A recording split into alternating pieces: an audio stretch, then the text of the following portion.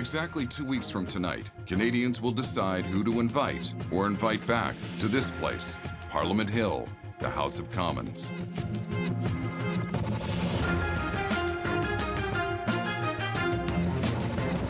For 27 days, the 6 main party leaders have been traveling the country, making pitches and promises. Tonight, they will defend and deconstruct their ideas live. Liberal Leader Justin Trudeau, Conservative Leader Andrew Scheer, the NDP's Jagmeet Singh, Elizabeth May of the Green Party, Bloc Québécois Leader Yves-François Blanchet, and Maxime Bernier of the People's Party. Their goal, to convince you to give their party your vote. The moderators are 5 of the country's most respected political journalists.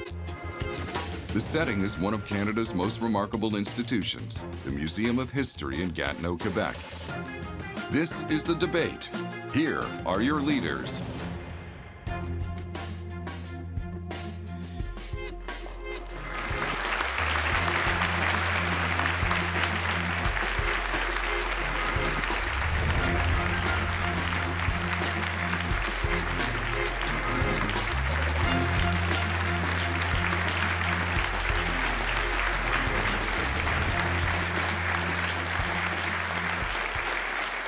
Welcome to the 2019 Leaders Debate. I'm Lisa LaFlamme from CTV News, and I am one of the moderators tonight.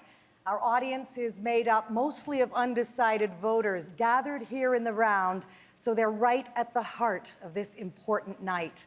One note, however, we have asked them to hold back their applause throughout the debate so we can keep things moving.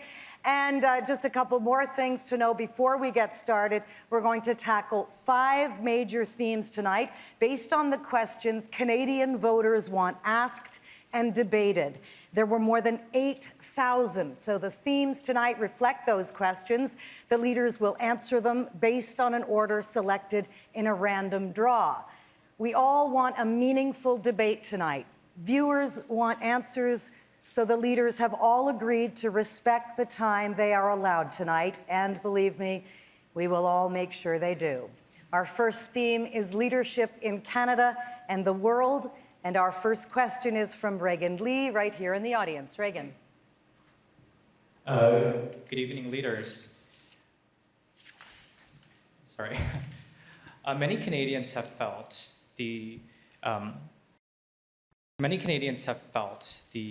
implications of a divided world more so than 2015, from U.S. protectionism to Brexit to our growing tensions with China.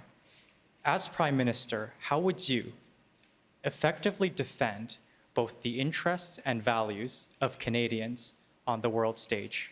Thank you.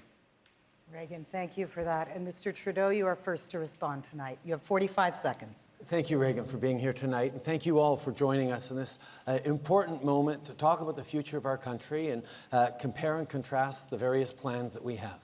We know we live in a very challenging time right now, from protectionism to fear-based politics to the transformative technological change people are facing. We need to make sure that Canadians are equipped and tooled to be able to succeed in an uncertain world, and that's why over the past 4 years, we've invested directly in Canadians, help people be optimistic about their future, have the tools to succeed, and the tools to see their kids succeed. We know the environment is a massive and pressing challenge, and building a stronger economy for the future means protecting the environment for the future as well. These are the things we're going to be talking about tonight. Mr. Trudeau, thank you for that. Mr. Bernier, your opportunity to respond. Thank you. We are the People's Party, and we put Canada first. The other leaders on this stage are globalists. They spend your money to buy a seat at the UN Security Council, and also they are giving your money to other countries to fight climate change in Asia and build roads in Africa. The UN is a dysfunctional organization, and we must be able to fight for our country. Actually, we are the only party that will have a foreign policies that is based on our security and prosperity for our country. Mr. Bernier, thank you. The next opportunity for Mr. Singh to respond. Thank you very much, Lisa. Thank you very much, Reagan, for your question. I know it's tough to ask questions in front of a big crowd, so thanks for doing that. And thanks to Canada for joining and taking part in this discussion. To me, leadership is about who you're fighting for, the choices you make, and whether you're doing what's right for people. And whether it comes to international affairs, standing up to Trump, making sure we fight to build better trade agreements that actually put Canadians first. For me, the question really comes down to, do you have the courage to stand up to the powerful and wealthy interests, the corporations that are having too much influence over Canada? And I've seen so far in Ottawa, whether it's Liberal or Conservative governments, they haven't had the courage to stand up and fight for people. We're different. We're in it for you. I don't work for the rich and powerful. I work for people. Mr. Singh, thank you. Mr. Scheer, your opportunity to respond. Well, thank you very much. And of course, I will always stand up for Canada and Canadians' interests and promote free trade and defend our interests all around the world. But Justin Trudeau only pretends to stand up for Canada.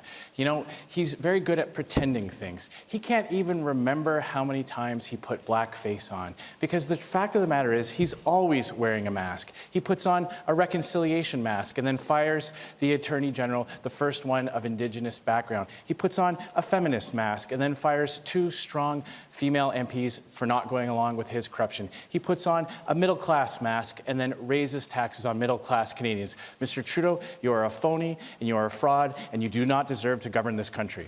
There will be an opportunity later during the open debate to defend each other. First of all, Ms. May, if you'd like to answer Regan's question.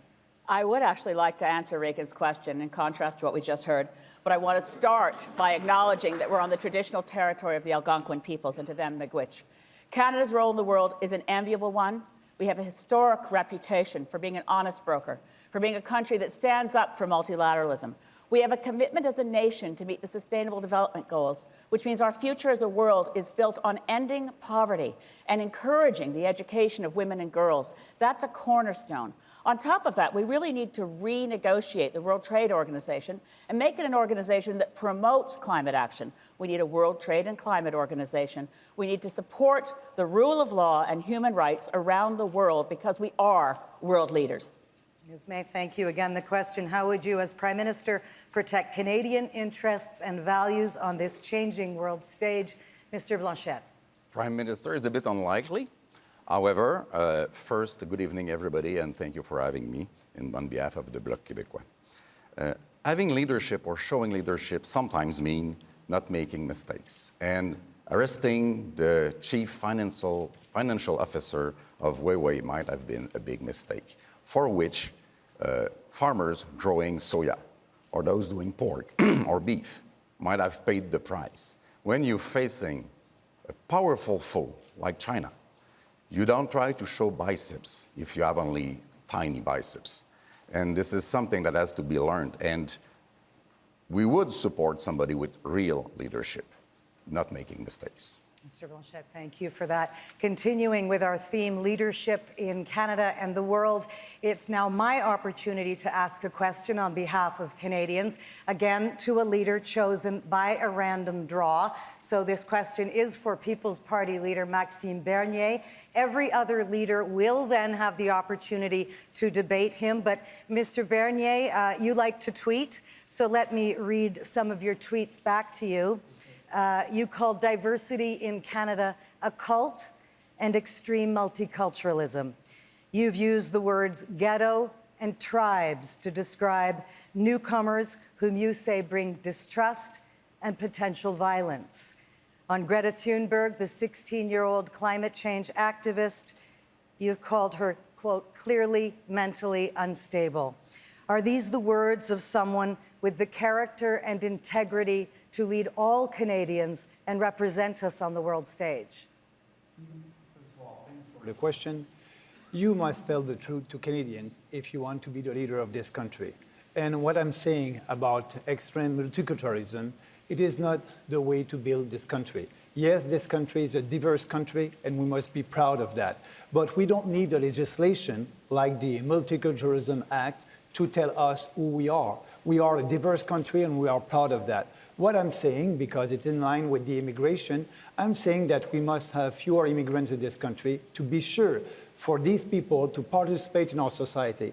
So it is a great country, but it's time to have a discussion about the immigration. We don't want our country to be like other countries in Europe where they have a huge difficulty to integrate their immigrants. And I'm a proud Canadian, and that's why I love this country, and I'm the only leader on this stage who wants to have a discussion about the level of immigration. So we're definitely going to have a lively debate tonight, because now it is Mr. Singh's opportunity to debate Mr. Bernier on that very question, the temperament required for a good leader. I mean, Mr. Bernier, after hearing what was just said, you could have just said, hey, man, I messed up. Because those are pretty horrible tweets that you made. And really, for me, I mean, it should come as no surprise to you. I believe a leader is not someone who tries to divide people or to pit people against each other. A true leader is someone who tries to find bridges, bringing people together. That's what a leader does. And a leader works for the people who need help, not helping those at the very top, which we've seen with governments in Ottawa for far too long. They've been working to make life easier for the multi-billionaires. They get massive corporate tax cuts. Billions of dollars go towards them. We see offshore tax havens continue. This is not the way to build a country. The way to build the future is to help out the people that need help. You won't be able to help Canadians with your socialist policies. It will hurt everybody. It's not going to help anybody. It will hurt everybody. It's not the way to build wealth and growth in this country. You must believe in people. You must give back their money in their own pockets. What you're saying is not helpful. I'm just going to remind everyone this is a debate, and the viewers do have a difficult time even hearing anything if you're talking over each other. So this is a portion where the leaders can debate Mr. Bernier, and it is now the opportunity of Mr. Scheer to debate Mr. Bernier on the question of leadership. Well, what Mr. Bernier fails to understand is that you can absolutely be proud of Canada's history. You can be proud of our identity. You can be proud of the things we've done and accomplished in the world, while at the same time welcoming people from all around the world. And that is something that has made Canada strong. People come to Canada because of our freedom to be who we want. Andrew. You're right. And that's why I want people to come to share our values, our Canadian values. But, you know, equality before the law, equality between men and women, the separation of states, and the religion. So that's important. You have changed from someone who used to believe in an immigration we'll let system. Mr. Scheer ask you the question. You have gone from someone who used to believe in an immigration system that was fair, orderly, and compassionate, and now you are making your policy based on trying to get likes and retweets from the darkest parts of Twitter. We can be a country that celebrates the contribution from people from all around the world. I want to celebrate what unites us. I don't want to celebrate every time our diversity. You can do that we without, need to celebrate our history. We need to celebrate who we are, and we're not doing that. That is the difference between Mr. Bernier and myself on this issue. We believe in making Canada stronger by welcoming people, adding it to our country, and celebrating the things that have made us great as a nation. Now we're going to hear from Ms. May and Mr. Bernier on the same question. I understand the question, Lisa. It was also about the characteristics of leadership. So let me just say up front, I think leadership is service. I think the things that make a good prime minister is recognizing that we're public servants. We haven't won some kind of lotto. We don't get to lord it over everybody. We're here as your employee, and we want to work. And I had a little quibble with our introduction tonight saying who will get invited back. It's not to be invited to go to Parliament. It's to sign up to work and to be of public service. I believe in service leadership. That said, I find the things that Maxime Bernier has said to be completely appalling, and he knows that I feel that way about the things he says in the House. We used to sit together, and generally when he said anything, I'd have to put my head in my hands because it was so horrific. I appreciate you, but, you know, I don't share your policies. I don't share your socialist policies because, you know, we won't be able to create any wealth with your policies. You have the same kind of policies than socialist countries like Venezuela. That won't create any wealth. Well, you must admit that. No, you will spend $60 billion. Is the single biggest economic opportunity in a generation or more. That's not responsible. And supporting immigration is what we need for this economy. And I'm supporting immigration. I'm proud of the fact the European Greens are the only party that is pro-immigration. So are we. Thank you, Ms. May. Now it is Mr. Blanchet's opportunity to debate with Mr. Bernier. How many seconds will you leave me before we jump in? Somebody invoking the truth should not be somebody denying climate change. And the use of socialism seems to come a little bit too easy. I don't deny climate change. Oh, you made 10 seconds. Immigration, See, we were worried they wouldn't pay attention. Immigration is not that much a matter of number. It's a matter of resources. We invest in it in order to have those persons welcome, as well in Canada as they are in Quebec, with our desire for them to share our language, to share some of our values. And if we do have enough resources invested in that, This is workable, and you do not do it by saying or sending the message that they are not welcome, either in Canada or Quebec. Everybody is welcome in this country. And you know, 49% of our population believe that we must have fewer immigrants. They're not racist, they're not radical. So what you are saying, because I'm in line with the majority of our population, that I'm supposed to be a radical? Did anybody tell you? We have the right in this country to debate ideas, and that's what I'm doing. Immigrants also? We have the right. We all are immigrants. Absolutely, and we are proud. We are proud Canadians. Okay, and the final debate on the subject goes to Mr. Trudeau, to Mr. Bernier. Again, the temperament required for a good leader. I think it's important to recognize that we're in a world right now where these discussions, this polarization, this fear of the other has become easy currency for politicians who do want to strike up uncertainty in people's hearts and lift those anxieties and try to get people to vote against things. No. Unfortunately, Mr. Bernier on this stage is playing that role of trying to make people more fearful about the migrations that are happening in the world, in the opportunities around globalization, and our ability to continue to redefine every single day what it is to be Canadian, what it means to be Canadian. And yes, it will evolve. It will transform itself as we take leadership, as we move forward. And you always want to celebrate our diversity. People around the world we must celebrate our history. We must celebrate who we are. And I'm proud Canadian like you. And you know, we built this country together, and we want this country to be like that in 25 years. We love this country, and it's not because I want to have a discussion about immigration that I'm radical. Only your role 6%, on this stage tonight seems to be to say publicly what Mr. Scheer thinks privately. No. Only 6% of Canadians want more immigration. Only 6%. So when you don't want to have a debate about that, you're not in line with the population. Let's just have an honest debate on that subject. Okay, and on that, we want to hear from another Canadian tonight. There are obviously so many layers to the issue of leadership. So this question is coming from Susan Fernando, who asks her question from Calgary. Again. Hi, I'm Susan Fernando in Calgary. More often than not, the provincial governments and federal government are on different wavelengths, no matter what the political party. Cooperation is key when it comes to issues of pensions, workers' rights, to education and health care. As Prime Minister, how would you demonstrate strong leadership when working with the provinces and territories? Okay, thank you, Susan Fernando from Calgary. Again, based on a random draw, this goes to Mr. Bernier first, and then every other leader will have the chance to answer. Mr. Bernier. First of all, I will respect the Constitution. I will respect provinces, and that's very important. And I won't interfere in provincial jurisdiction. I won't interfere in health care because it is a provincial jurisdiction. And you know, we cannot, in Ottawa, solve the challenges that we're having for health care. And what we can do, we can transfer the money to the provinces. And what I will do, I will let provinces being able to deal with health care and with education. That's our constitution. We'll transfer the GST, so provinces will have the money to deal with that, and they will be able to answer to your challenges. Mr. Bernier, thank you. It's now Mr. Singh's opportunity to respond to Susan's question. Thank you. I want to thank Susan for the question. Really, she's touched on a lot of concerns that Canadians have. Things are getting harder than ever before, and she touched on a whole host of issues, pensions and healthcare. I want to single in on healthcare. To me, that's one of the biggest concerns I hear about when I meet with people across this country.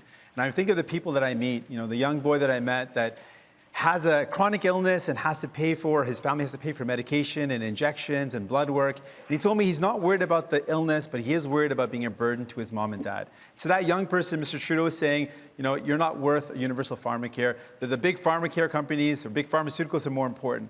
I want to say to that young person, with the new Democratic government, we will bring in universal pharmacare for all. You would use your health card, not your credit card for medication. Mr. Singh, thank you. Mr. Scheer, it's your opportunity now. Well, Conservatives have always recognized the importance of working with provinces. We respect provincial jurisdiction, but we also understand that it will take federal leadership to get certain things done, like interprovincial free trade, something that Mr. Trudeau has failed to accomplish. But one thing I can promise voters across the country is that premiers won't have to take a Conservative government to court to fight things like the carbon tax. And Mr. Trudeau has imposed his carbon tax on provinces that don't want to go along with his high-cost scheme. This carbon tax is increasing the cost of everyday essentials like gasoline, home heating, and groceries, and it will only go up after the next election. He is refusing to tell Canadians how high his carbon tax will go if he's re-elected. The Conservative government under my leadership will scrap the carbon tax. Mr. Scheer, thank you. Ms. May. Thank you, Susan, for the question. It's very important, and as Greens, cooperation is in our DNA. None of the problems we face are going to be solved if we keep arguing and fighting with each other, whether it's within Parliament in our different parties or between the federal government, the provinces, and the territories. The Greens are proposing a reinvigorated form of federalism. Modeled after what has been done in Australia, we want a Council of Canadian Governments. So the federal government, provincial, territorial, municipal and the local orders of government need a seat at the table. So too do Indigenous leadership, First Nations, Métis and Inuit around the same table, finding common ground on urgent issues like healthcare, on the climate emergency, and working together in the public interest. Okay, Ms. May, thank you. Mr. Blanchet, your opportunity. Thank you. If I remember well, I've seen a study today from Mr. Éric Montigny saying that this campaign is not about federal issues, but about provincial and Quebec issues. And this is not a surprise. If you want cooperation with provinces or Quebec, you need to respect the jurisdiction. And something that you have to stop doing, and this is one of the demands of the government of Quebec on many issues, is giving a hand to this, to our money being held hostage by the federal government and giving back to us with conditions. The money that has to be given to provinces in their own fields of jurisdiction should be given back without conditions. Mr. Blanchet, thank you. Mr. Trudeau, your opportunity now. In 10 years of Stephen Harper's government, he chose to stop meeting with premiers and first ministers' meetings. And we restarted that when we took office in 2015. We were able to strengthen the CPP for a generation. We were able to sign historic health accords with massive investments in home care and in mental health. We were able to invest in infrastructure like housing and public transit across the country. And we continued to work with provinces on renegotiating a NAFTA that it had everyone playing on one Team Canada. But yes, with certain provinces right now, we're fighting on the defining issue of our time because Jason Kenney and Doug Ford and other Conservative premiers don't want to do anything on climate change. And we need a government in Ottawa that is going to fight them and fight for Canadians on climate change. And that's exactly what we're going to do. We will have the open debate coming up very shortly. We are going to switch gears now, though, and give a leader a chance to ask any other leader a question on any topic they choose. Again, the order of this was chosen by random draw. The first leader this time is NDP Leader Jagmeet Singh. Mr. Singh, you have 30 seconds. Thank you. My question is to Mr. Trudeau. You know, you talk often about how Conservatives cut taxes for the wealthy and cut education and healthcare and other services. I agree with you, and I've heard you say this often. So my question is, you criticize Mr. Harper on his climate targets, but you failed to achieve them. You criticize Mr. Harper on the fact that he cut healthcare funding, and you also cut them. You criticize Mr. Harper and Conservatives on giving billions to billionaires and corporations, but you gave $14 billion more. My question is this: why do you keep letting down the people that voted for you? First thing we did was cut taxes for the middle class and raise them for the wealthiest 1%. And on climate change, after 10 years of Stephen Harper doing nothing, in just 4 years, we've reached 3/4 of the way to our 2030 targets, which we will meet and surpass. But we know that's not enough. We're going to continue to do more, like planting 2 billion trees, like moving forward on giving money up front so people can retrofit their homes, on making Canada net zero by 2050. We know how important it is to move forward. And right now, Mr. Scheer has promised that the first thing he would do is rip up the only real plan to fight climate change that Canada has ever had. These are the things we're going to be moving forward on because Canadians expect us to. We lifted 900,000 people out of poverty with our investments in families, with the Canada Child Benefit, and things that actually, Mr. Scheer and Mr. Singh, the NDP voted against. We will continue to invest in families because it's creating jobs and helping people out of poverty because that's what Canadians expect, and that's what we will continue to do. Now now the leaders have an opportunity to have the open debate on this question. It's for 4 minutes. Mr. Singh, you may begin. Thank you. I just wanted to say, I mean, we look at the track record of this government, and in reality, Statistics Canada points out in 2017, the wealthiest actually paid less in tax and gained more in wealth. And when we look at one of the biggest problems that we're faced with as a country is offshore tax havens. Now, not only did your finance minister use offshore tax havens, but also the president of the Treasury Board. She also used offshore tax havens. So how can you tell Canadians we don't have the money to fund things like universal pharmacare when your top 2 cabinet ministers don't pay their fair share? Mr. Scheer, you might remember that, Mr. Singh, you might remember that summer I'm very different from Mr. Scheer. You got it. I mean, you look so alike, it's really difficult for me. There's nothing in common here, man.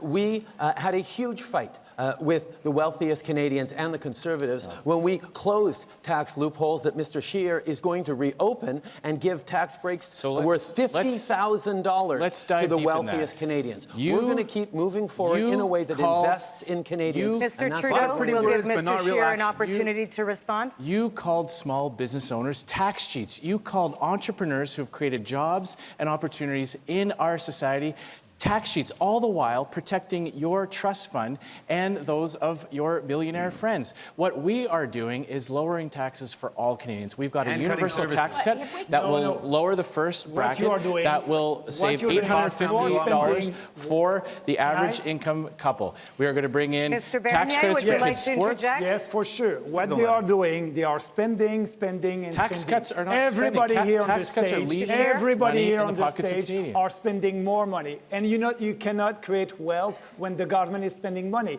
You must have the right policies for the entrepreneur, actually. We want the private sector to be able to invest. The private sector will create wealth. That's why we're going to undo his tax hikes. You won't balance the budget. Nobody will balance the budget. His tax hikes.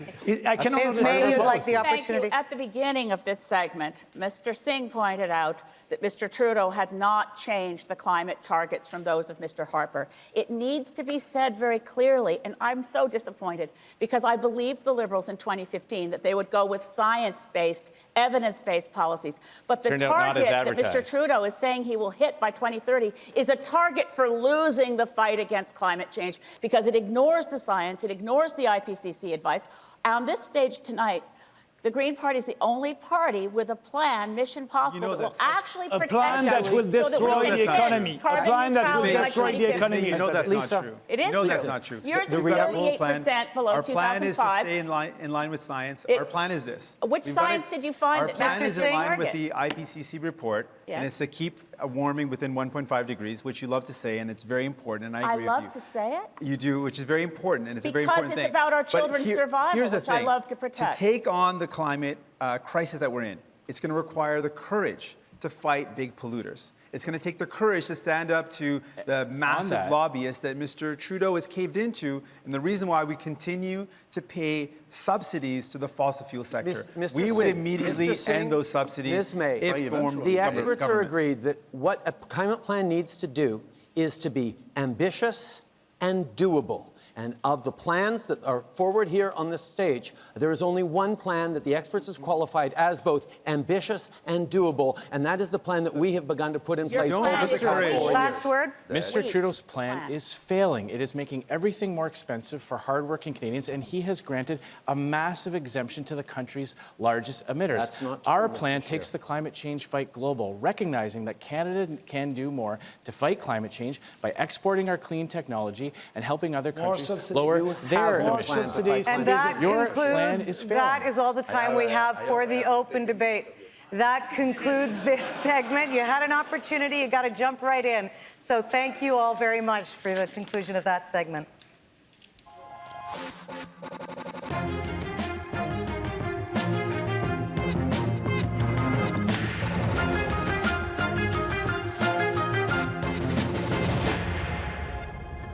Hello, I'm Althia from HuffPost Canada, and the theme of this segment is polarization, human rights, and immigration. And we'll begin with my question to NDP Leader Jagmeet Singh. Mr. Singh, I want to ask you about Bill 21. Your campaign is about courage, but you have not shown the courage to fight Quebec's discriminatory law. It bars individuals who, like yourself, wear religious symbols from some provincial employment. If you were Prime Minister, Would you stand back and allow another province to discriminate against its citizens? Aren't you, and frankly, the other leaders on the stage, putting your own party's interests in Quebec ahead of your principles and the equality rights of all citizens? You have a minute to answer. Sure. It's probably pretty obvious to folks that I am obviously against Bill 21. It is something that hurts me, makes me feel sad.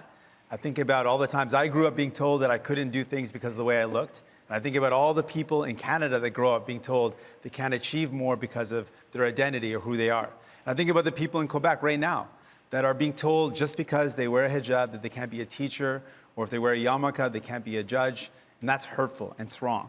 And it probably comes as no surprise that I'm opposed to laws that divide people. And what I do every single day when I go to Quebec is I say, hey, I'm here. I'm someone that believes in fighting the climate crisis. I'm someone that believes in firmly and unequivocally the rights of women, the right of women to choose and to build more access to abortion services. I believe firmly in making sure we tackle the powerful corporations that are influencing government and that are not allowing, that are challenging our ability to ensure that we build services that lift up people. I'm doing that every single day. Thank you. Mr. Scheer, you and Mr. Singh may debate this question. Well, Mr. Singh, I just want to start off by congratulating you on the way that you have handled so many issues around race and identity. As someone who has been the victim of these types of racist acts in the past, I certainly believe you have handled it with a lot of class, especially as it relates to some of the scandals that have come out during this campaign. I believe it's very important for people to understand that while we will not intervene in this court case as a Conservative government, we do recognize, and the Conservative Party always stands for freedom and equality and individual liberty. Mr. And Scheer, we will make sure that this does, we will not pursue this type of bill at the federal level. I want to just touch on one of the themes of this discussion is polarization. And while Bill 21 is going to single out people because of the way they look, another thing that's happening in our country right now is that people are being pit against each other. And what's happening is people who can't find a home, can't afford their bills, can't get the medication or healthcare they need, are being told that it's not the fault of powerful corporations and those who are not paying their fair share, but it's the fault of new Canadians. It's the fault of a 12-year-old refugee or an immigrant who's breaking his back working 12 hours a day. And that's why it's so important for us to tackle economic insecurity if we want to tackle the polarization. Thank you, Mr. Scheer and Mr. Singh. Ms. May, you may debate Mr. Singh on this question. Yeah, I want to also echo Andrew's comments because I think that Jagmeet has done, as we all have done through this rather strange period of an election campaign, confronting issues of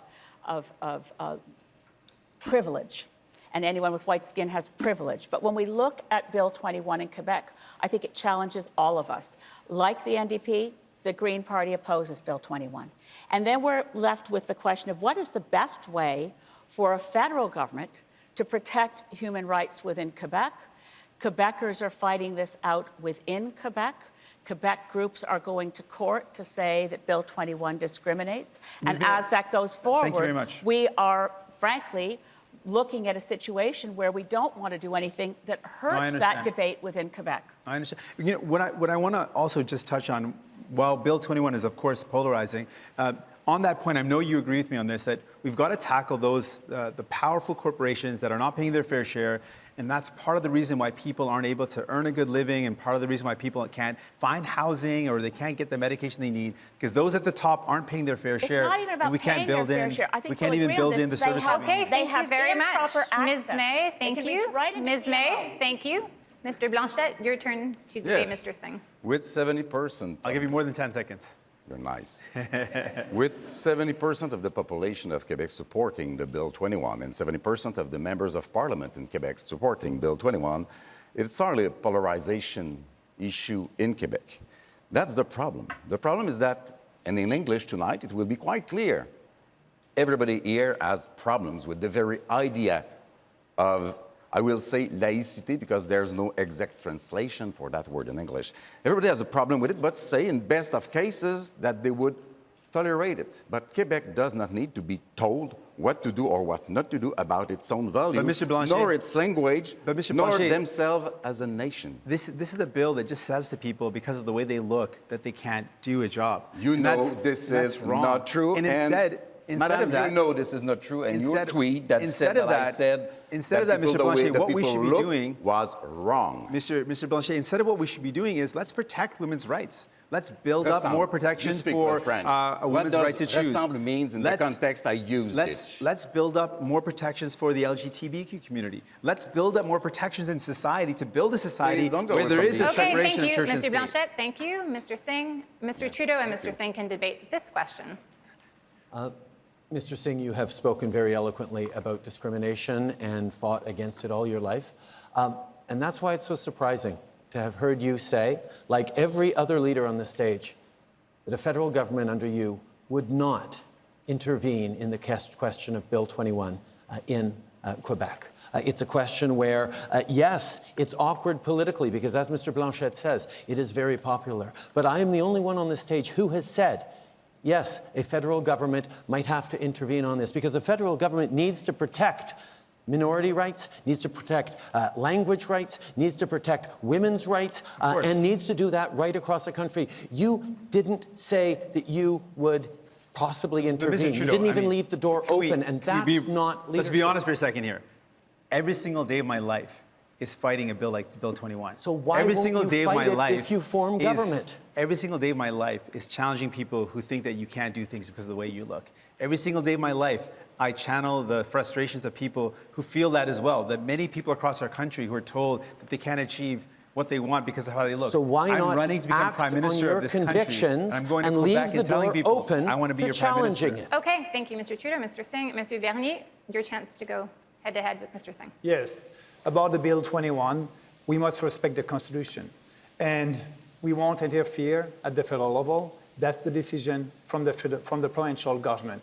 And that's what we must do. But also, Mr. Singh, you said that you didn't want me to be here on the stage to have a discussion with you. So you're for diversity. But what about diversity of opinion? I have the right to have another opinion about immigration. And I don't know why you're not, you're a leader and you must try to have everybody on your side. But are you believing in free speech? Are you believing in free speech only when people are saying things that you want to hear? You're asking the question, let me answer it. After a couple of minutes of this debate tonight, I think people can clearly see why I didn't think you should deserve a platform. The comments that you're making, the type of things you say, there's one thing to say that you disagree with somebody, that's fine.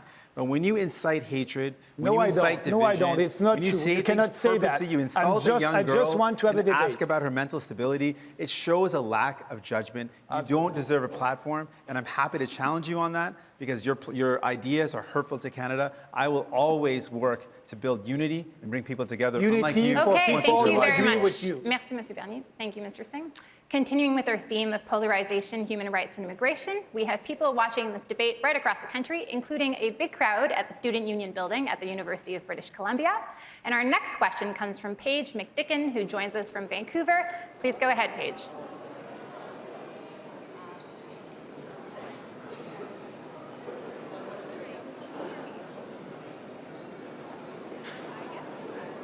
Hi, good evening. Hi, good evening. My name is Paige McDicken, and I'm here tonight at UBC, but I live in Coldstream, British Columbia. My question is along the lines of polarization, and to me, Canada feels more divided than ever before. If diversity is our strength, but division is weakness, how will your leadership seek to provide a unified vision for Canada?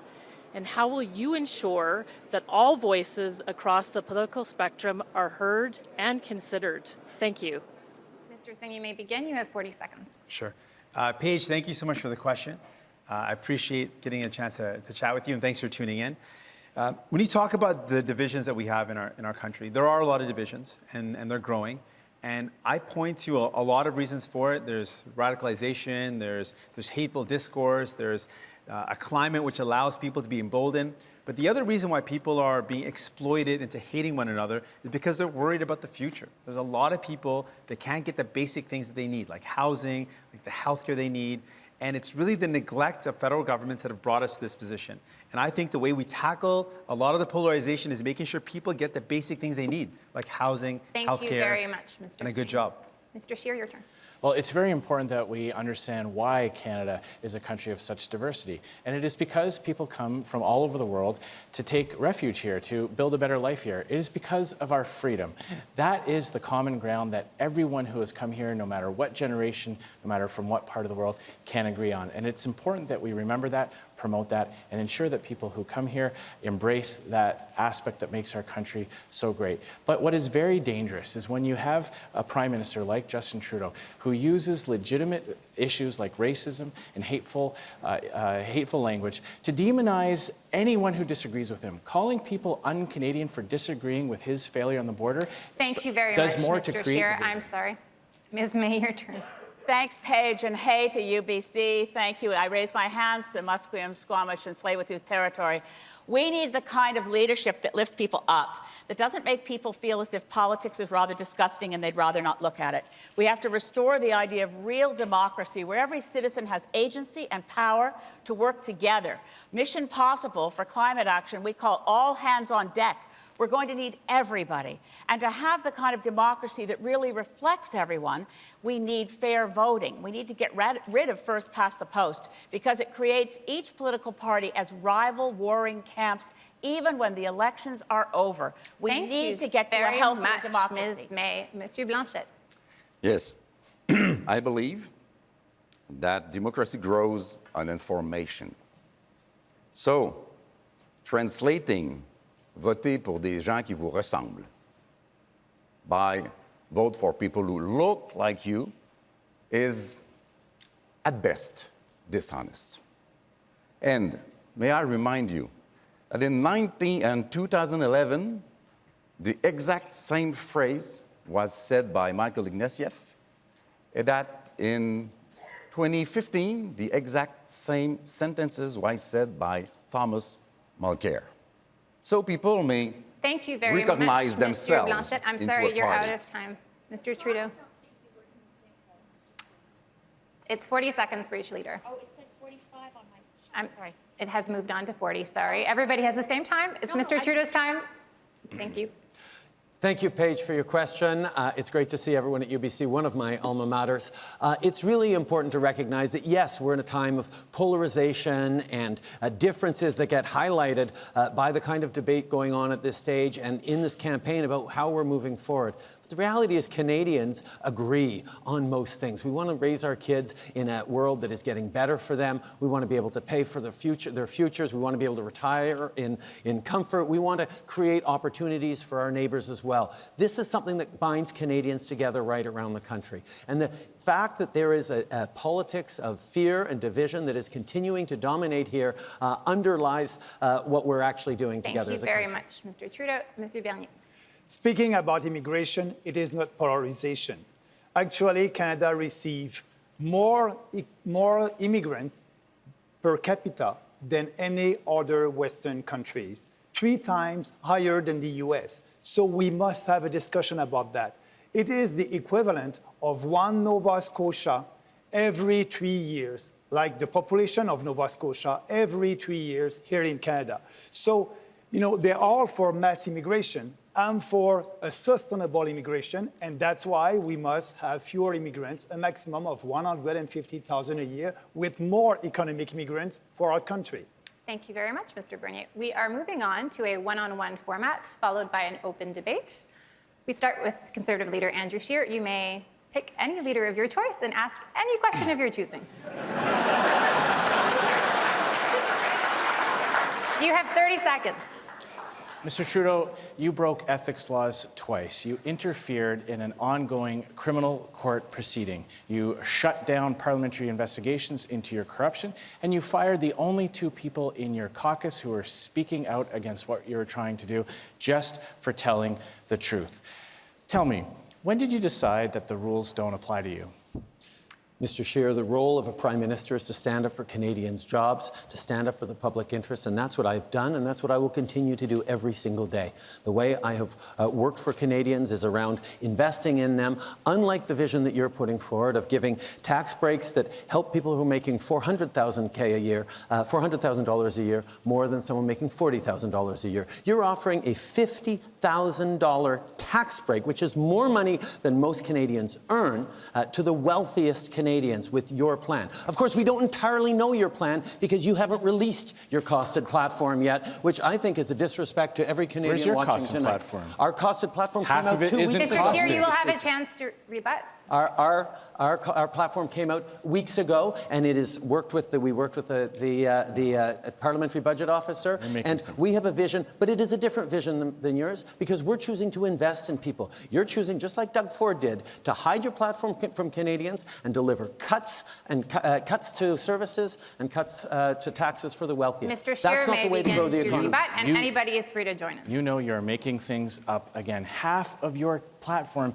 isn't even costed. You're making announcements without any details and without any numbers. And you aren't telling Canadians how you're going to pay for it. You're the one who is but we hiding know your that platform taxes from will Canadians. go up under your government if you are re-elected. We lowered and you taxes for the middle we class started off talking and about raised your them on the corruption wealthiest 1%, and your scandal. and you voted against You looked that. Canadians in the eye and you said that the allegations in the Globe and Mail were false. You said Jody Wilson-Raybould never false. came to you. You said you never put pressure on her. We now know that those were all lies. You have failed to tell the truth on this Mr. corruption Scheer, scandal. the responsibility of any Prime Minister is to stand up for jobs, and what And you're the saying is CEO you wouldn't the have done CEO it. The So here's what CEO we of have here. SNC-Lavalin said he never Mr. threatened Scheer, jobs you or want to moving go on and on, I the know. headquarters. Let me You just, are making stop that you for up one quick again. sec. What we have here is Mr. Trudeau, Mr. Scheer arguing about who's worse for Canada. Really, we should be. We got to start arguing. We got to start presenting who's going to be best for Canada. And when we think about what Canadians are going through, Mr. Scheer, your small tax cuts are not going to help a family that's struggling with the cost of childcare, which costs thousands of dollars a month. Your small taxes aren't going to help out a family that's struggling with the cost of medication that can cost hundreds of dollars a month. Canadians are struggling to get by, and we're going to put more money in their plan pocket. to make sure we save $850 families with money. the universal Well, let me tax finish cut. my point here. We're going to save families money by investing in Pharmacare for All, which is going to save families over $500 a month. Pharmacare We're going to is invest in provincial childcare. jurisdiction, We're Mr. going to invest in It's a provincial childcare. Let me finish my jurisdiction. point here. We're going to invest in childcare, which is going to save families thousands of dollars a month. And we're going to make sure that those families that earn less than $70,000 get dental care. That's going to save families at least $1,240 a month. Our tax Where will you find the money? Where will you find the money? This is a conservative spin. Where we're going to find the money is this. Yeah. We're going to ask In our wealthiest pockets. Canadians, those who have wealth of over $20 million, those who have fortunes of over $20 million, we're going to ask them to pay a little bit more. Yes, we think they should. That's only going to apply You know what's fascinating to a small about number this, of families. You know we're going what's to make sure they do fascinating it. about that proposal, because we have the same proposal in our budget. When the Parliamentary Budget Office reviews them, guess what they find is the single biggest uncertainty when we go for revenues from the wealthiest? They're worried that they'll hire lawyers and avoid paying that tax. If you go look at the Parliamentary Budget Office reviews, people said, oh, well, the Green Party is proposing to spend a lot of money. Yes, on pharmacare. Yes, on childcare. Abolishing tuition. And the weakness, they say, in our revenue sources is that wealthy Canadians will continue to hire lawyers and evade their taxes. I think that's shocking. And I think we need to say to people, this is the most beautiful, blessed country on earth. And if you have wealth, you have obligation, you have responsibility. If I Pay may. your taxes. Yes, I for may, sure. I seem to remember. Everyone's got to contribute their fair share. Makes sense. I seem to remember that Mr. Scheer referred to the SNC-Lavalin scandal. And I want to speak for 3,400 innocent people that did nothing wrong. When Mr. Trudeau tried to find a solution, he did it the wrong way, and he admitted it. What you are doing, Mr. Scheer, is playing this old card.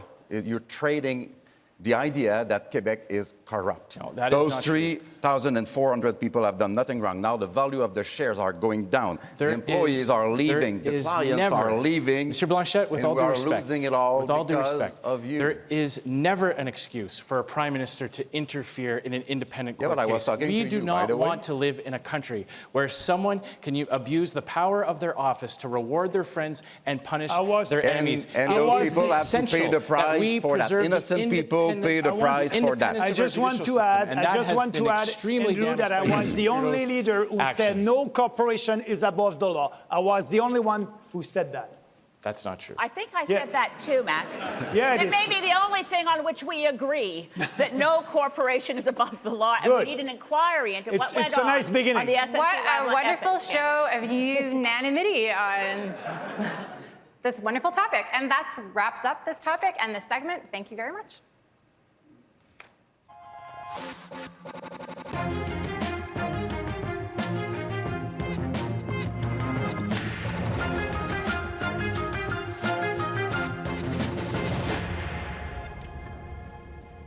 I'm Susan Delacourt from the Toronto Star. Welcome, leaders. I'm moderator for the next theme, which will be Indigenous issues. We're going to begin this segment, which was also chosen by random draw, with my question to Conservative leader Andrew Scheer. So here it is.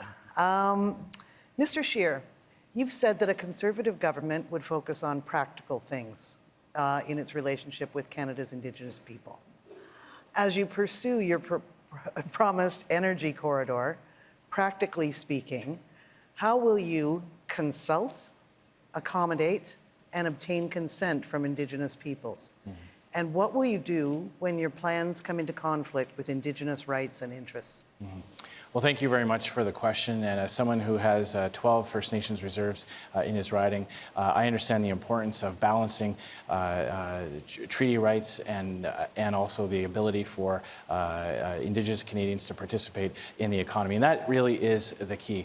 And what I have said is that a Conservative government will ensure that the proposal for the National Energy Corridor takes into account Indigenous concerns by ensuring that a cabinet minister is responsible specifically for Indigenous consultations. And unlike the court ruling that found that the current government mishandled the consultations under the TMX pipeline, we will ensure that it is dynamic, that it is more than just ticking a box and listening to concerns. It's actually addressing those concerns. But we have to remember that we have to get to a place in this country where big things can get built again.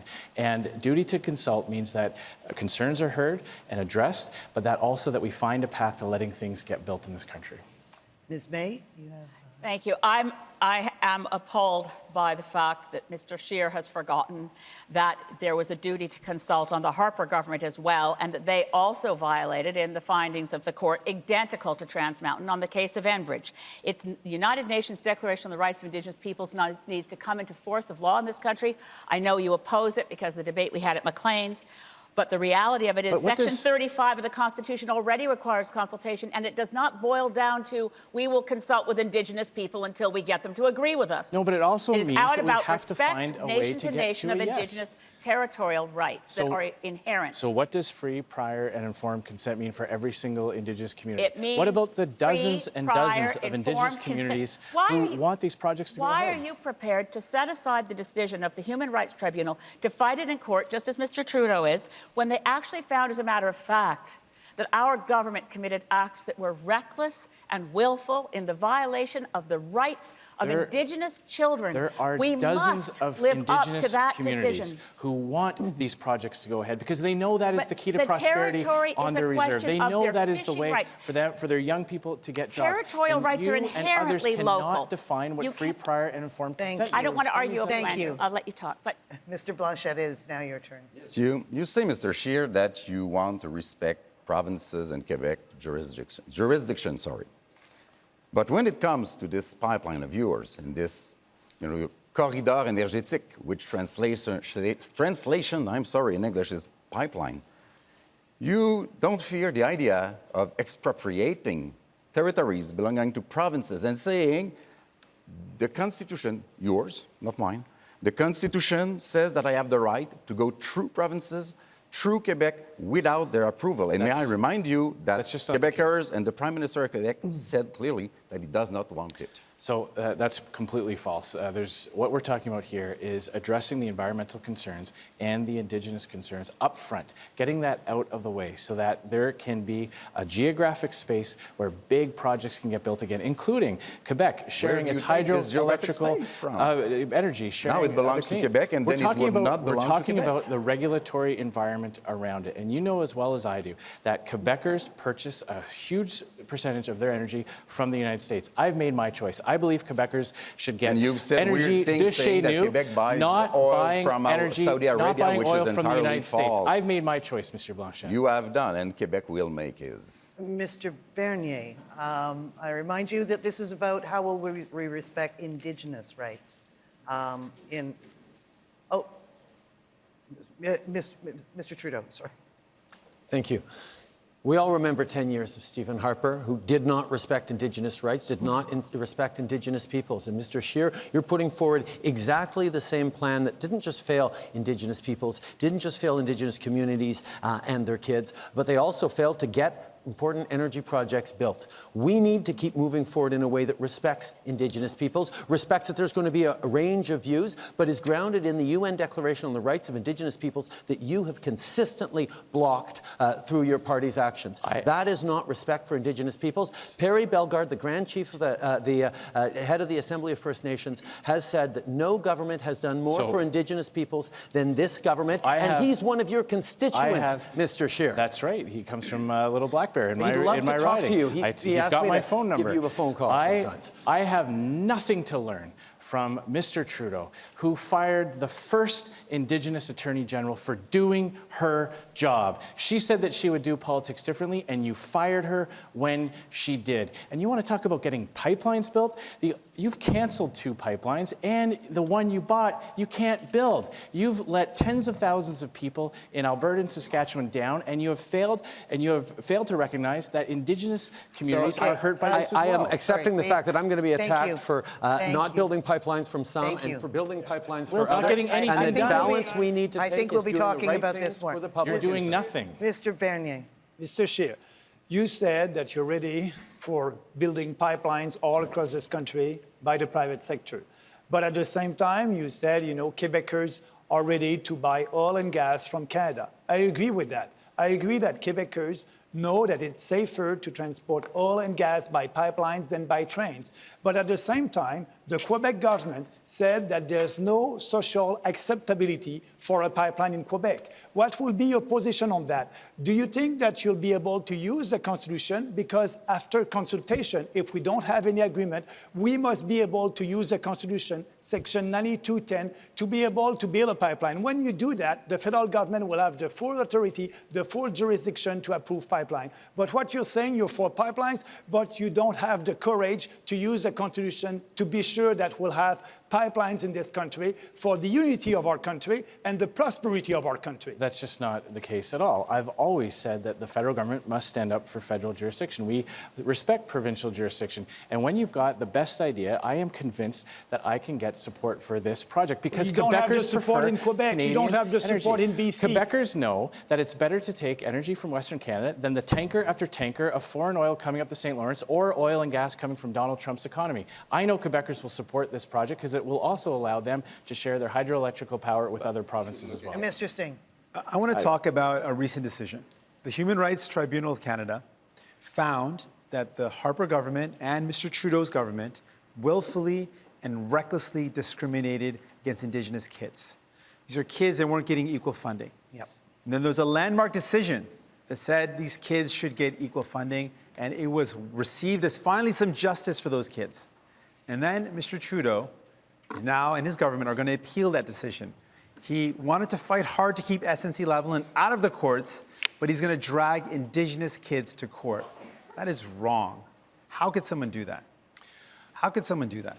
This decision will have massive, huge ramifications for several aspects of the way the federal government provides services to Indigenous Canadians. It also is a very large, significant settlement amount, and I believe that when you're dealing with these types of important public policy issues, that it is legitimate to say that it should be reviewed have a judicial review. I disagree, of course, but I want to talk about one other issue. We're talking about Indigenous issues. I went to Grassy Narrows again just recently. We've got a community impacted by mercury poisoning, and Indigenous activists went to a private fundraiser where Mr. Trudeau mocked that Indigenous activist, saying thank you for your donation to someone living with mercury poisoning. Because he's a fraud. What kind of prime minister does that? I wish I had that answer, but one that doesn't deserve to be reelected.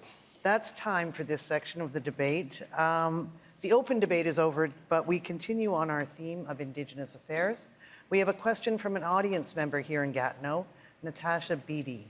Go ahead, Natasha. Good evening. As a member of Beausoleil First Nation, my question is this.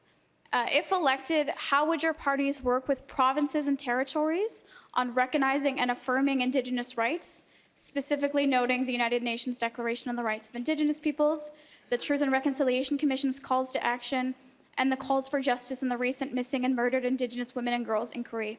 Miigwech. The leaders will all have a chance to answer this question. Thank you, Natasha.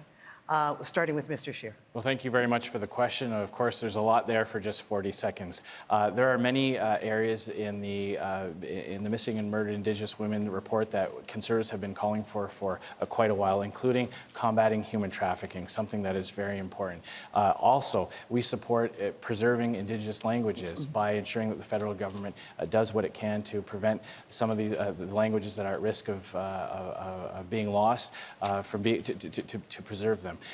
When we're talking about the UN Declaration on the Rights of Indigenous Peoples, we need to remember that when you talk about free, prior, and informed consent, that leaves a great deal of uncertainty about what that means. And there are large numbers of Indigenous communities who want these energy projects to succeed, and we need certainty and clarity around that.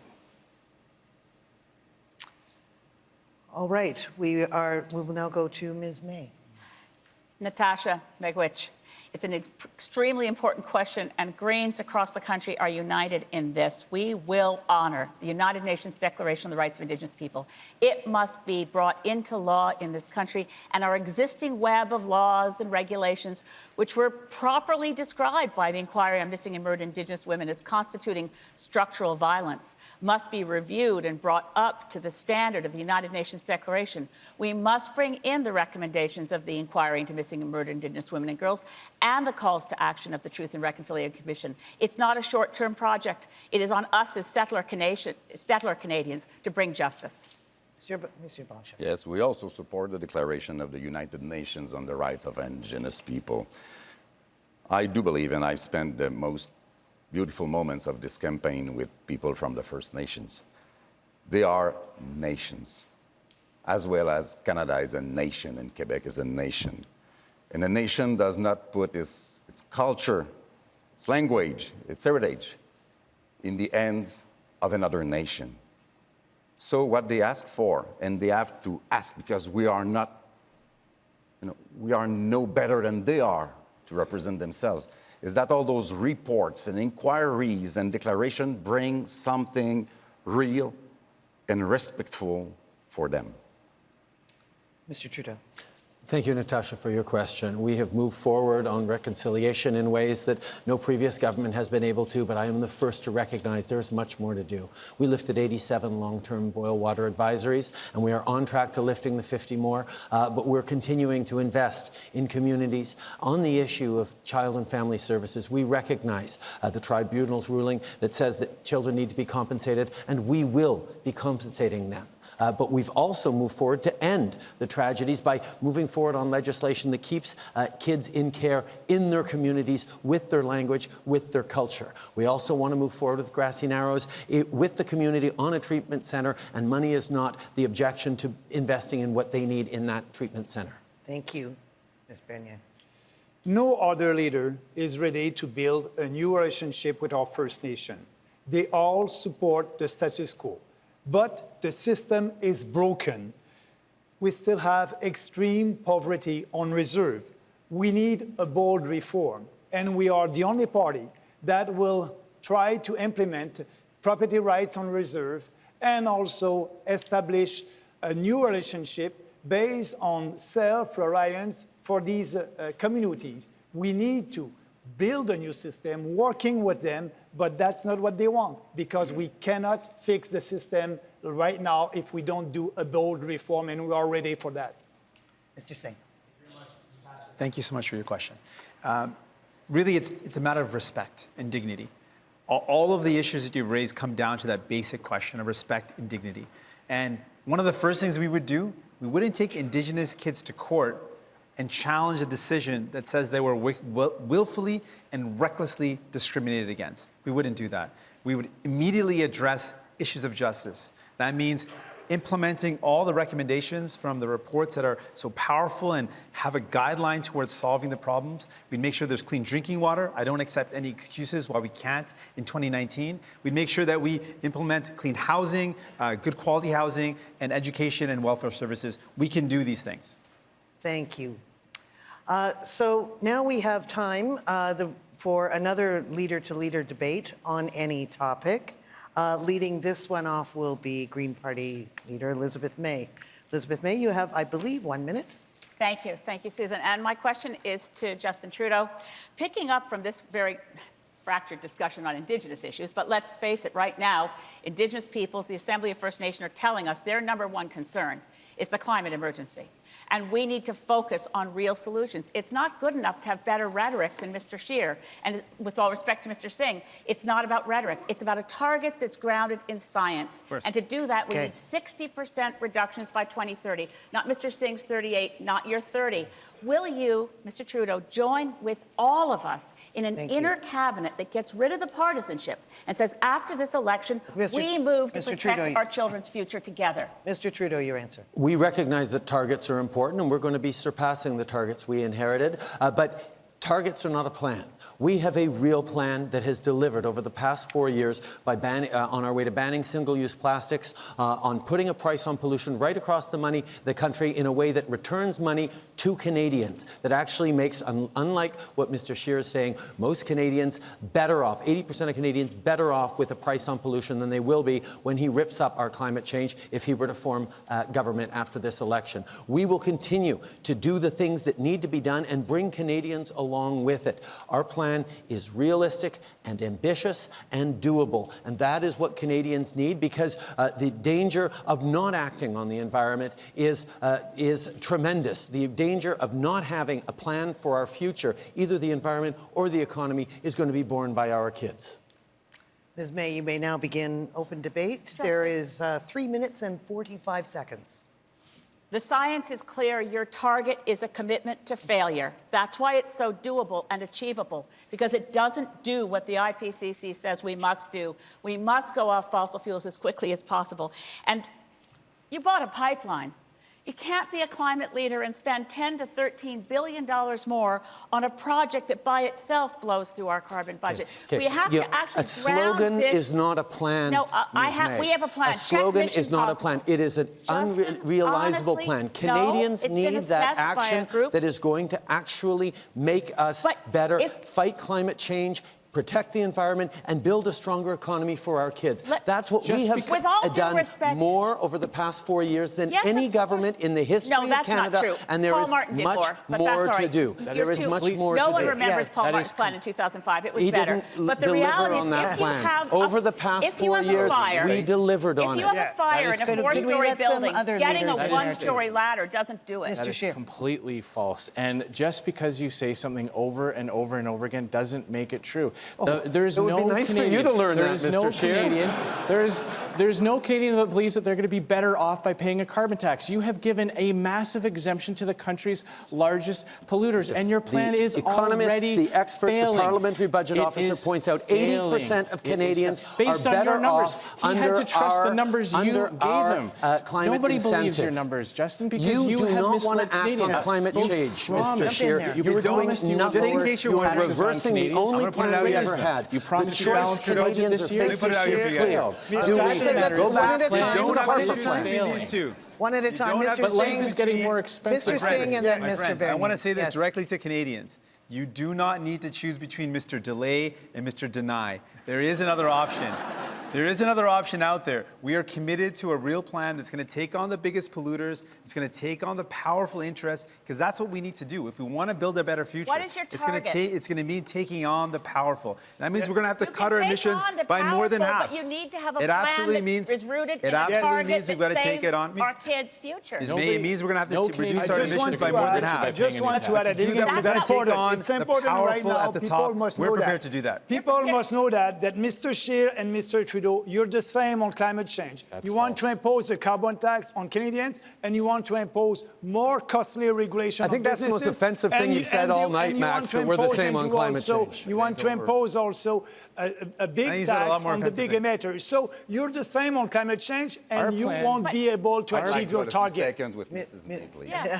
I think you and I have to find some common grounds when we get into that House of Commons. I don't think it'll be on GNL Quebec and the fact that you're supporting a project that blows through more of the carbon budget against the will of many Quebecers and threatens the St. Lawrence River. This is not what I had in mind, and I've provided answers to that.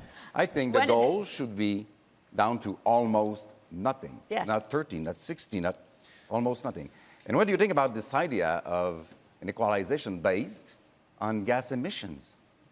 Those who are over the average emissions of Canada pay, and those who are under the average emissions get the money. The incentive is for both parts. What we have to do is work together, and with all due respect, that was the question I asked Mr. Trudeau. Are any of you prepared to accept the notion of changing status quo decision-making so we form an certainly. internal cabinet My only requirement based is- The on, principle based of on that- My only finding the requirement is that existential I would threat not of work with climate conservatives. change. That is good. But I would Okay, certainly that's all not that- work with Accusation others. does not help. Ladies and gentlemen, that's all the time we have. That concludes this round. Thank you very much, and on to the next one.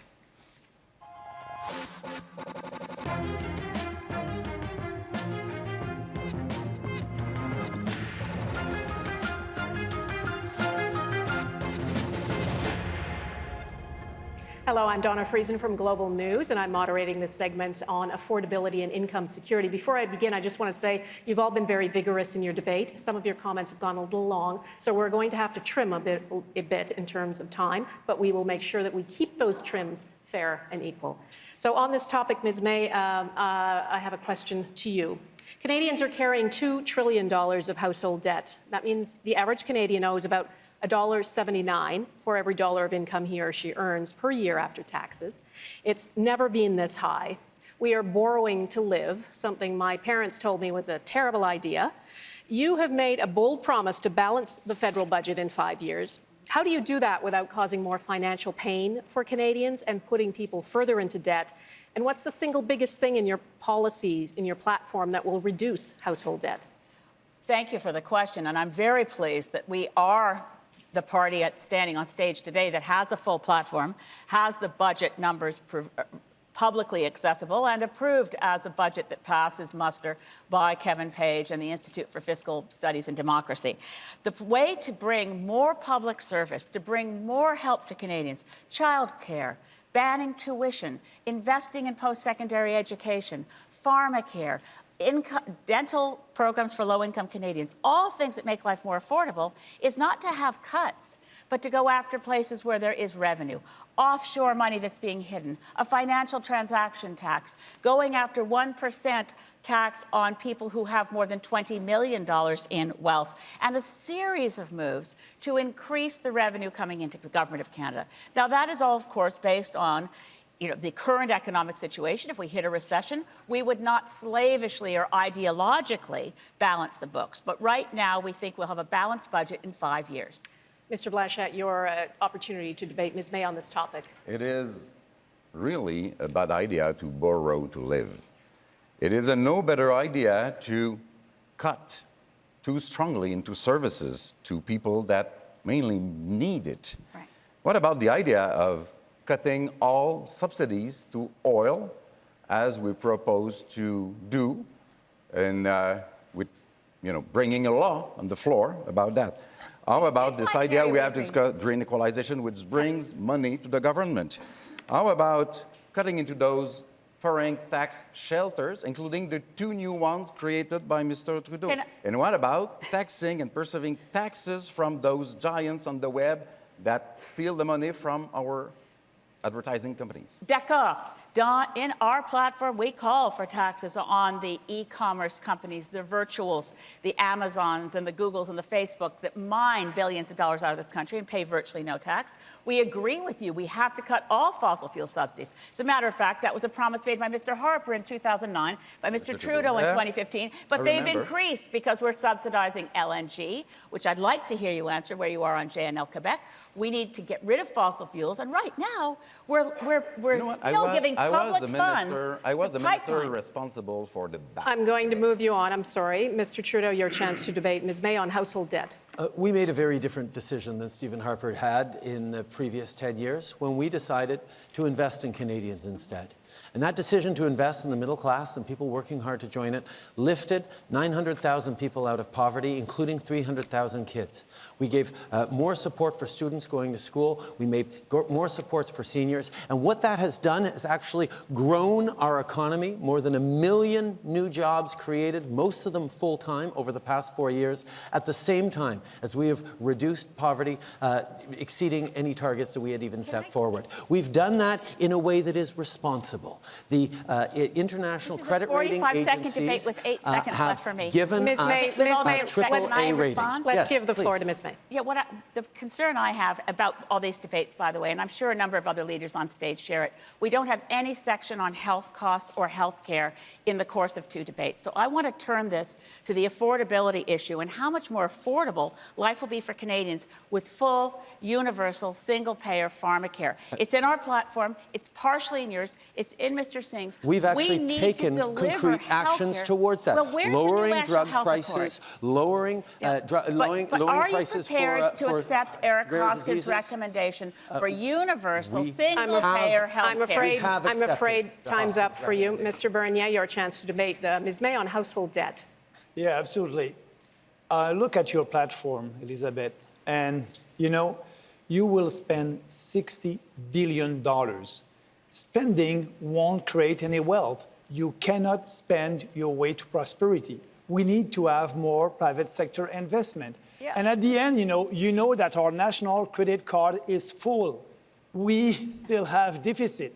And Mr. Trudeau just had $70 billion on our debt, and you'll have another $60 billion on our debt. It is not responsible. Our children will have to pay for that. But you have your famous private sector having got massive tax cuts when you were in Mr. Harper's cabinet, based on being told these were the job creators and it would be great when they got tax cuts. They have not invested in the economy. They're sitting on piles of cash. Mark Carney calls it the dead money. We need to get that money and do public sector infrastructure investments like a national grid that will bring renewable energy from one part of the country to the other. No pipelines, by the way, but we need an electricity grid that serves the needs of every province and every Canadian. Yeah, what I like from you, Elizabeth, you don't want any subsidies to the oil and gas industry. I don't. And I don't believe in corporate subsidies also in corporate welfare. So we can agree on that. All right, let's move on to Mr. Singh, your opportunity. Yeah, thank you, Ms. May. I actually really appreciate that you wanted to shift the discussion towards healthcare. I think it's one of the biggest concerns that families have. When we look at Canadians across this country, they can't get the medication they need, they can't get the dental care they need, and they're struggling. I met a woman in my office in Burnaby who was covering up her mouth because she was embarrassed that she had lost her teeth because she couldn't get the care she needed. And that to me is heartbreaking in a country as wealthy as ours. And I know, Ms. May, you're prepared to do this, but the problem is Mr. Trudeau does not have the courage to take on the insurance and the pharmaceutical lobbyists that don't want this to happen. I'm going to make it happen. If you vote New Democrats, we're going to make sure we make these things happen because we don't work for the powerful and wealthy. We don't meet with pharmaceutical companies and then listen to them. We work for you. We work for Canadians. We're going to deliver on these things. We have to have I hope you'll agree with me that we need to renegotiate a new health accord. It's been left alone for too long.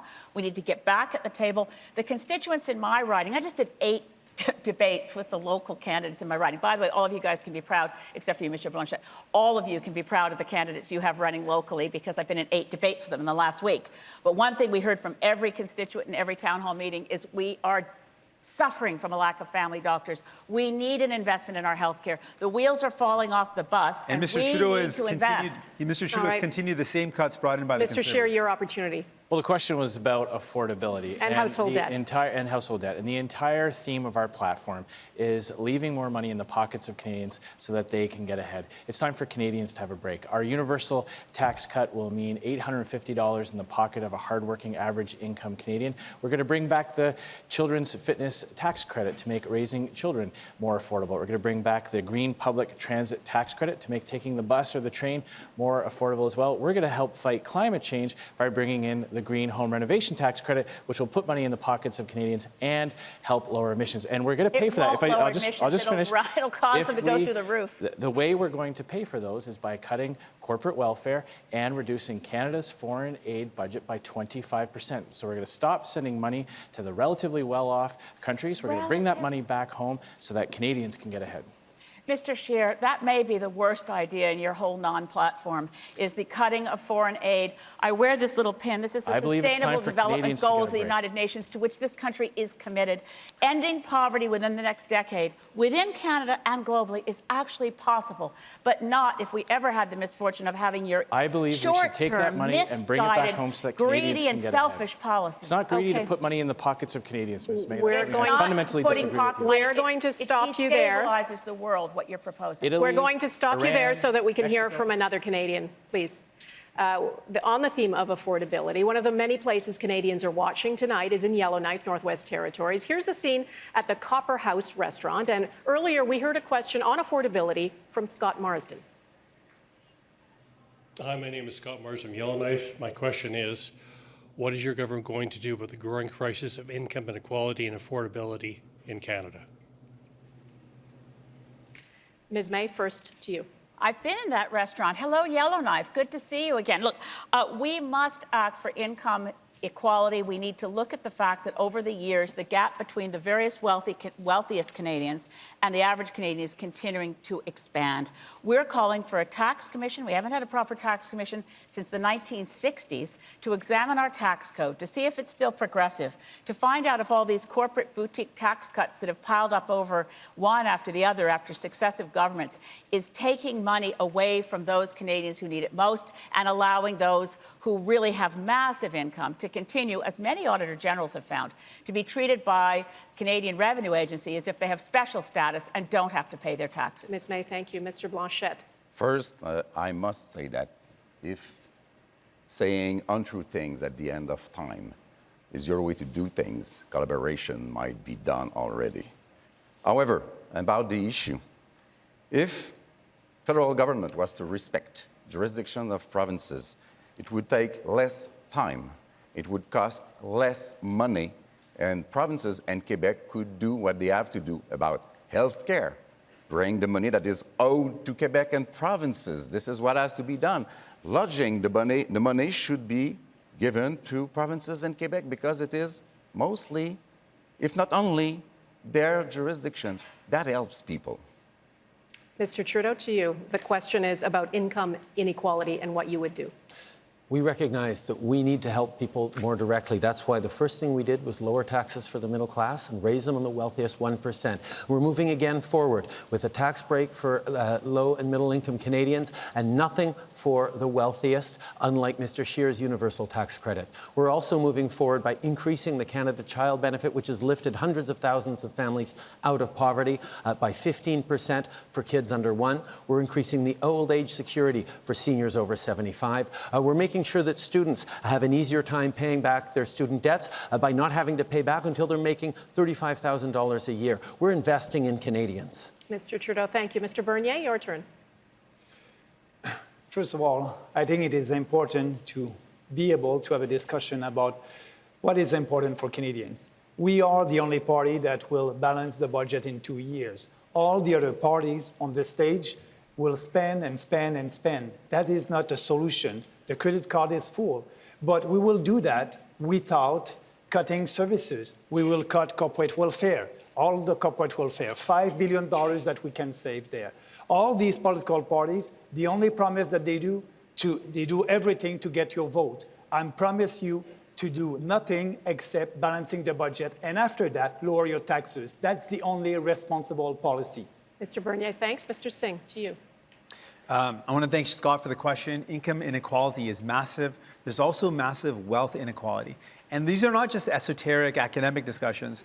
When those at the very top do not pay their fair share, when 87 families in Canada have the combined wealth of 3 provinces, it hurts families. It means we don't have the funds to invest in healthcare. It means we don't have the money to invest in things like dental care. So while Mr. Trudeau likes to talk a nice game, and I admit he says nice words, but what he's done is he's given $14 billion to the richest corporations to buy private jets and limousines in the last fall economic statement. We would instead invest in people, ask the super wealthy to pay their fair share, and invest in programs to relieve the costs on families. Mr. Singh, thank you. Mr. Scheer, your turn on income inequality.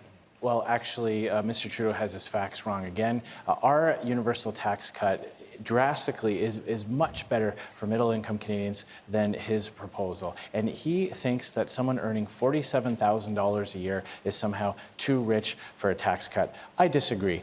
We also recognize that you don't need to tear some people down to lift others up.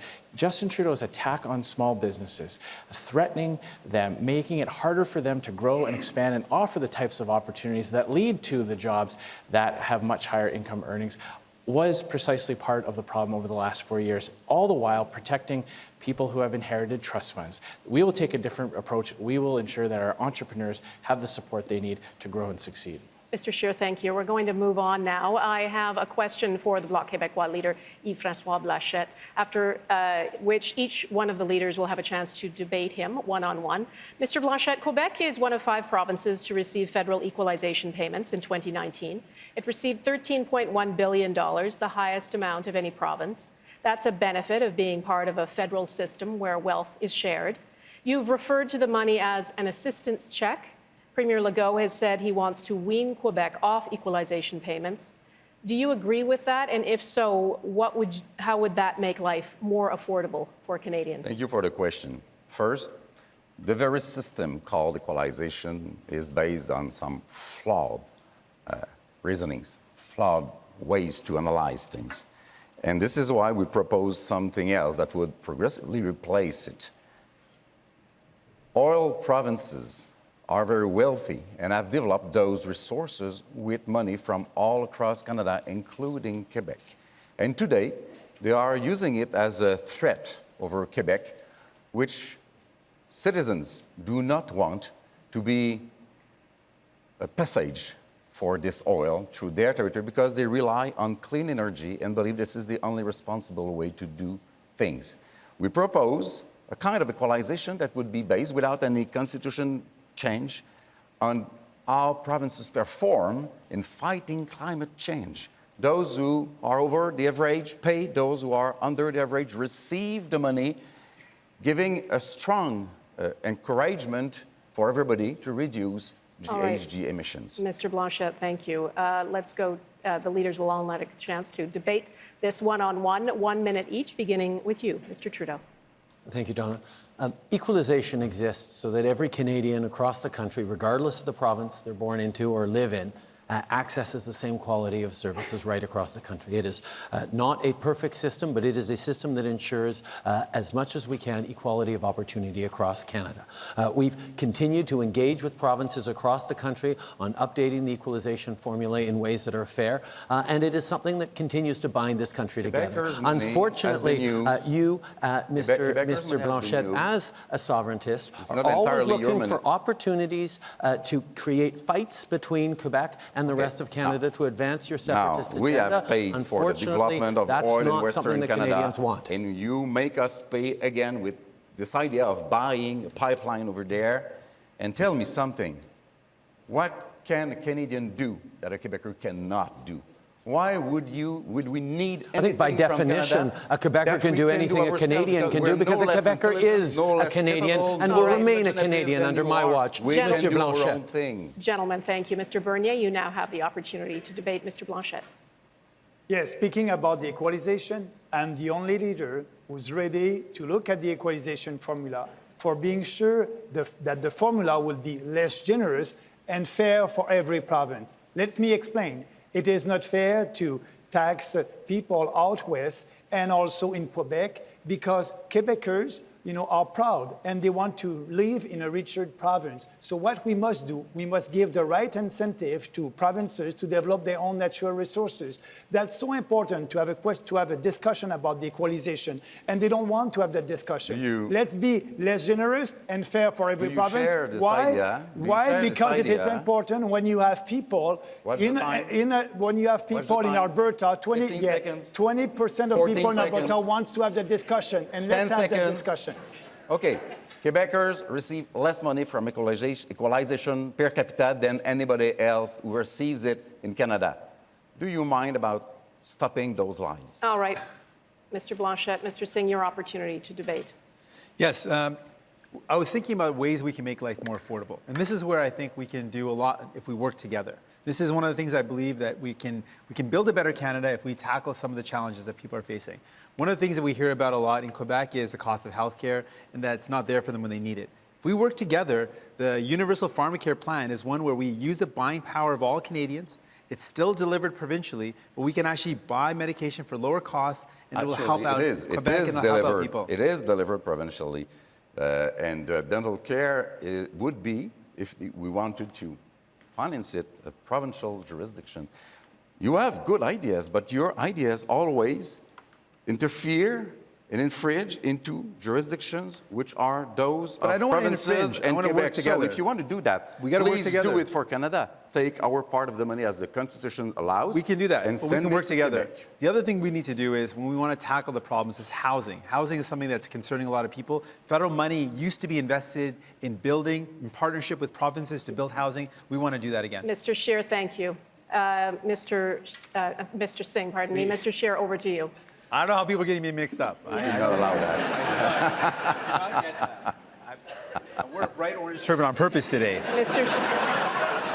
What does it take? I'm slightly taller than you, Mr. Singh. That must be. And stop rubbing that in. Mr. Scheer, please continue the debate. It's important for Quebecers to realize that on so many issues, Monsieur Blanchet agrees with Justin Trudeau. He will support Justin Trudeau's higher taxes. He will support massive deficits that will continue to put pressure on Canadian taxpayers, meaning more and more of their dollar goes to pay the interest on the debt. And we had to raise more money without raising taxes. So you didn't listen or you didn't understand? We know that Monsieur Blanchet's priority is working with the Parti Québécois on sovereignty. So we know that if votes for Bloc Québécois MPs mean that Justin Trudeau stays Prime Minister. Avec le Bloc, le plus ça change, le plus ça reste le même. And you know what? Do you remember that all that you say you did for Quebecers was done when Harper was in the minority government? Purchase his oil and gas from the United States. You prefer sending consumers' dollars to the United States to support that economy. I prefer Canadian energy. You've talked over each other and you're both out of time. Thank you, Mr. Scheer. Ms. May, it's your turn. Forgive me, Dawna, but Yellowknife, Ryland, I see you. Congratulations for being elected MLA. I'm just so excited. Now, turning to equalization payments, we need equalization in Canada because we're a country, we're a family. We need to think like a family.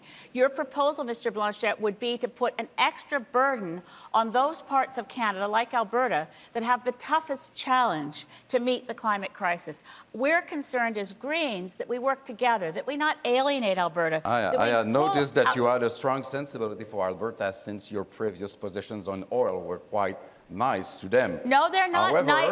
We're shutting down the oil sands by 2030. They don't find it nice. That's why they deserve fairness. In a family, sometimes one does not agree with others, and it doesn't have to be forced to do what others say. We are facing a climate emergency, and anyone who understands the science, and I hope you do, and this is a world issue, and only countries do international affairs. Provinces don't. We have to pull our weight as provinces and as nations, and we do it together. We have to move along. Thank you for that.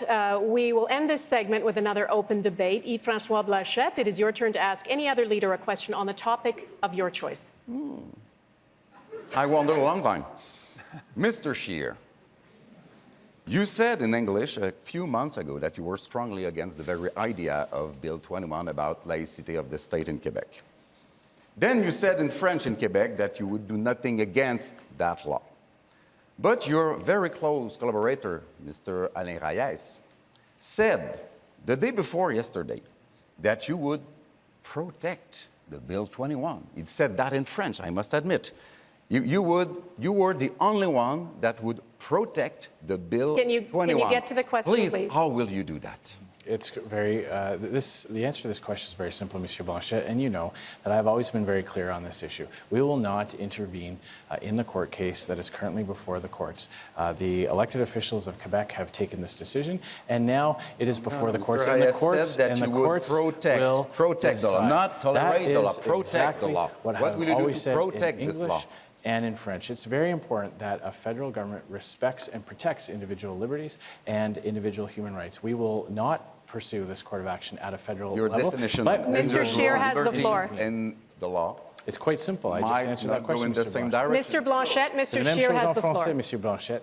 It's the same thing in French. We will not intervene in this That's court not case. what The happens. court case will decide this. Does not say the same thing as you do. It's exactly the same position, Monsieur Blanchet. You're No. trying to create a division, Tolerating a and confusion not where doing it doesn't, something against where it the doesn't law exist. does not mean that you would protect it. I would protect it. You would So not. we you won't are be in a open. position to We are protect going to have an yourself. open debate. That was Mr. Scheer's time to answer. I Oh, I'm apologize. sorry. I will leave you some We more will time. now I never have had. the open debate. Mr. Blanchet, you may begin.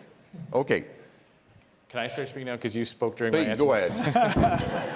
We're still nice people. The issue on this has been exactly the same from the beginning. And Monsieur Blanchet, I think you're trying to create confusion where there doesn't exist confusion. I have always been very clear, both in English and in French. The answers have always been the same. This is something that at the federal level we will not pursue. The Conservative Party has always stood for individual liberty, for fundamental human rights. It was a Conservative Prime Minister that brought forward the Bill of Rights, the last Prime Minister from Saskatchewan, Except, John of course, Diefenbaker. Mr. Scheer, And you we won't will defend a allow woman's these right to types- choose. You've That is dismissed completely LGBT, false. That is LGBT completely protections. false. You Millions haven't of apologized for Canadians, your words against LGBT Canadians millions years of ago. Canadians, Will you millions recognize of and Canadians, apologize Mr. for Trudeau, that? Millions of Canadians have a different position on this issue. And like millions of Canadians, I am personally pro-life. And it is okay in this country to have a difference of opinion, something Yes, you do not but recognize. Canadians and it is need beneath, to know- it is for a man beneath Canadians the office need of Prime to know Minister to that their Prime demonize Minister, people for their Canadians views. need The to know that laws their and Prime access Minister- One at a on time, this please. issue- One at a time, the please. laws Let and me- access on this issue have not changed for 30 years under Liberal Prime Ministers, under Conservative Prime Ministers. Scheer, let me They help you out did here. not change need when to I know am Prime that Minister. their Prime Minister That will be is there my to defend position. them. And Scheer, you let me have help been, you. just answered that you question. have been Let's not allow Mr. unequivocal on Singh defending a women's moment. rights. This You're signing the Scheer, this is nomination you too. You're papers gonna like this too. of people who want to take away How about your rights of- misogynist, No one is hearing racist you right now. candidate in Nova Scotia? Okay. Let me you help wanna you, keep Mr. Scheer. Can we, Let me help you, Mr. no, Scheer. nobody can hear what you're saying anymore. You will be signing the A nomination man papers has for no people who have place pledged in to a take away discussion rights around from women's rights women. issues. Mr. I Scheer, know. let me help you out, man. You're having You're a struggling mini here. debate You're over struggling. here. Can we bring in A man Mr. has Singh? no position in a discussion on a woman's right to choose. How about Let's a be woman's very right clear to on that. speak in a debate? There we go. Very clear. It's been really interesting for most of this campaign to hear a lot of men arguing about what a woman's rights should be. But having all of you, except for Max, participated in the TVA debate where you were perfectly happy to keep women off the stage. I'm the only woman leader of a party. You participated in a debate which did not let our little girls see that there's a chance for a woman in this country to be prime minister, to run as the leader of a party.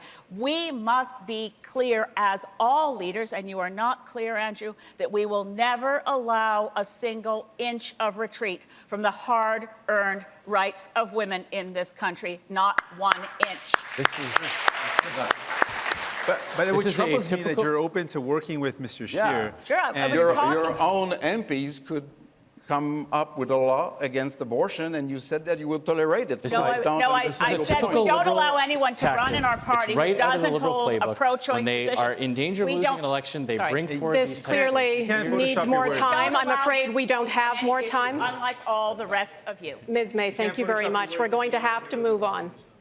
Thank you. That concludes our segment.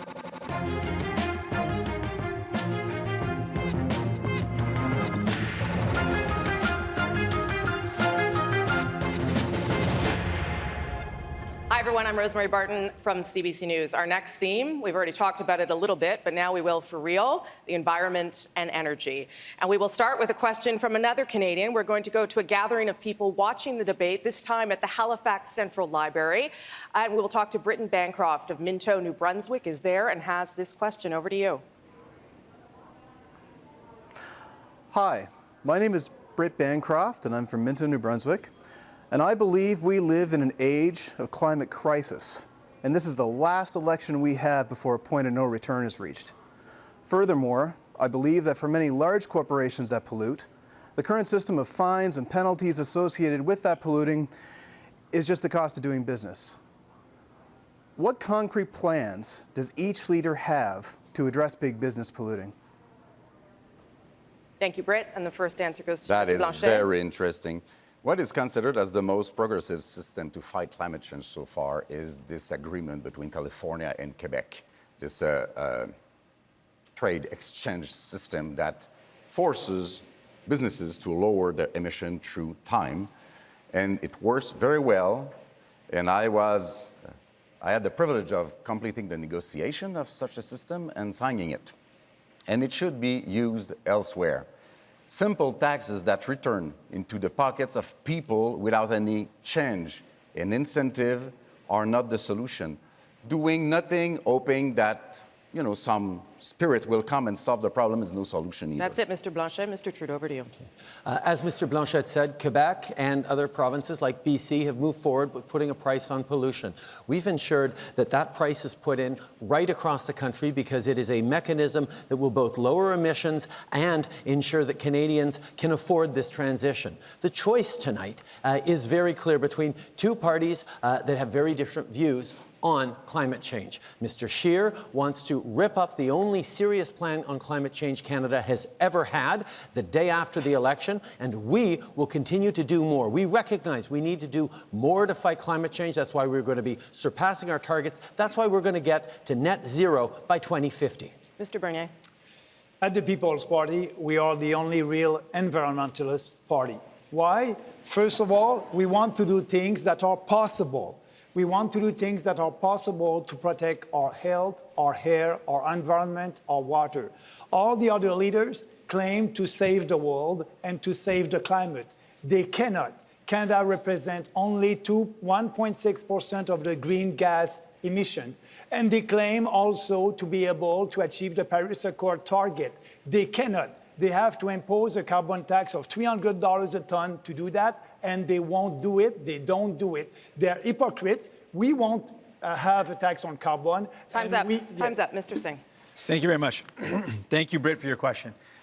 We are faced with a climate crisis. There's no question about it.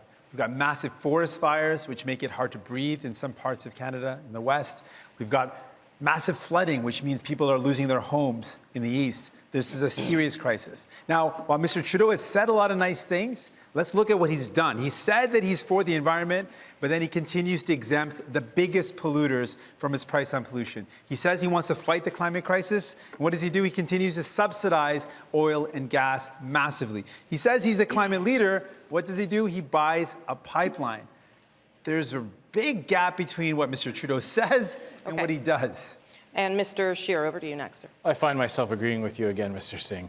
On the environment, like so many issues, Justin Trudeau says one thing and then does something completely different. He's talking about hitting 2050 targets. He can't even meet 2030 targets. He talks about ripping up a real plan. His plan has been proven to fail. He has given a massive exemption to the country's largest polluters. They were able to negotiate themselves up to a 90% exemption from his carbon tax. Meanwhile, hard-working commuters, moms and dads taking their kids to school or driving to work, they have to pay the full brunt of that. Our plan is a real plan that takes the climate change fight global, recognizing that we could shut everything down here That's it, Mr. Scheer. tomorrow. I'm dropping the hammer, coming to the end of the show. Ms. May. Britt, thank you for the question. You, unlike everyone else on this stage, clearly understand that we're up against a real climate emergency. The Intergovernmental Panel on Climate Change has given us hard timelines, challenging targets. If we're going to do what's required, it isn't easy. We don't grade on a curve and say because a plan is less ambitious, it's therefore more doable. If it fails to meet the goal of holding global average temperature to no more than 1.5 degrees Celsius, we fail to give our kids a livable world. Greta Thunberg is right. The house is on fire. Grown-ups then stand up and say, kids, get to safety. We've got this. We'll take care of this for you. My turn now to ask a question, and this one goes to Mr. Trudeau. And the question is this, Mr. Trudeau. Last fall, the United Nations International Panel on Climate Change stressed the need to act quickly to limit further global warming. A report from Environment Canada says this country is warming twice as fast as the global average.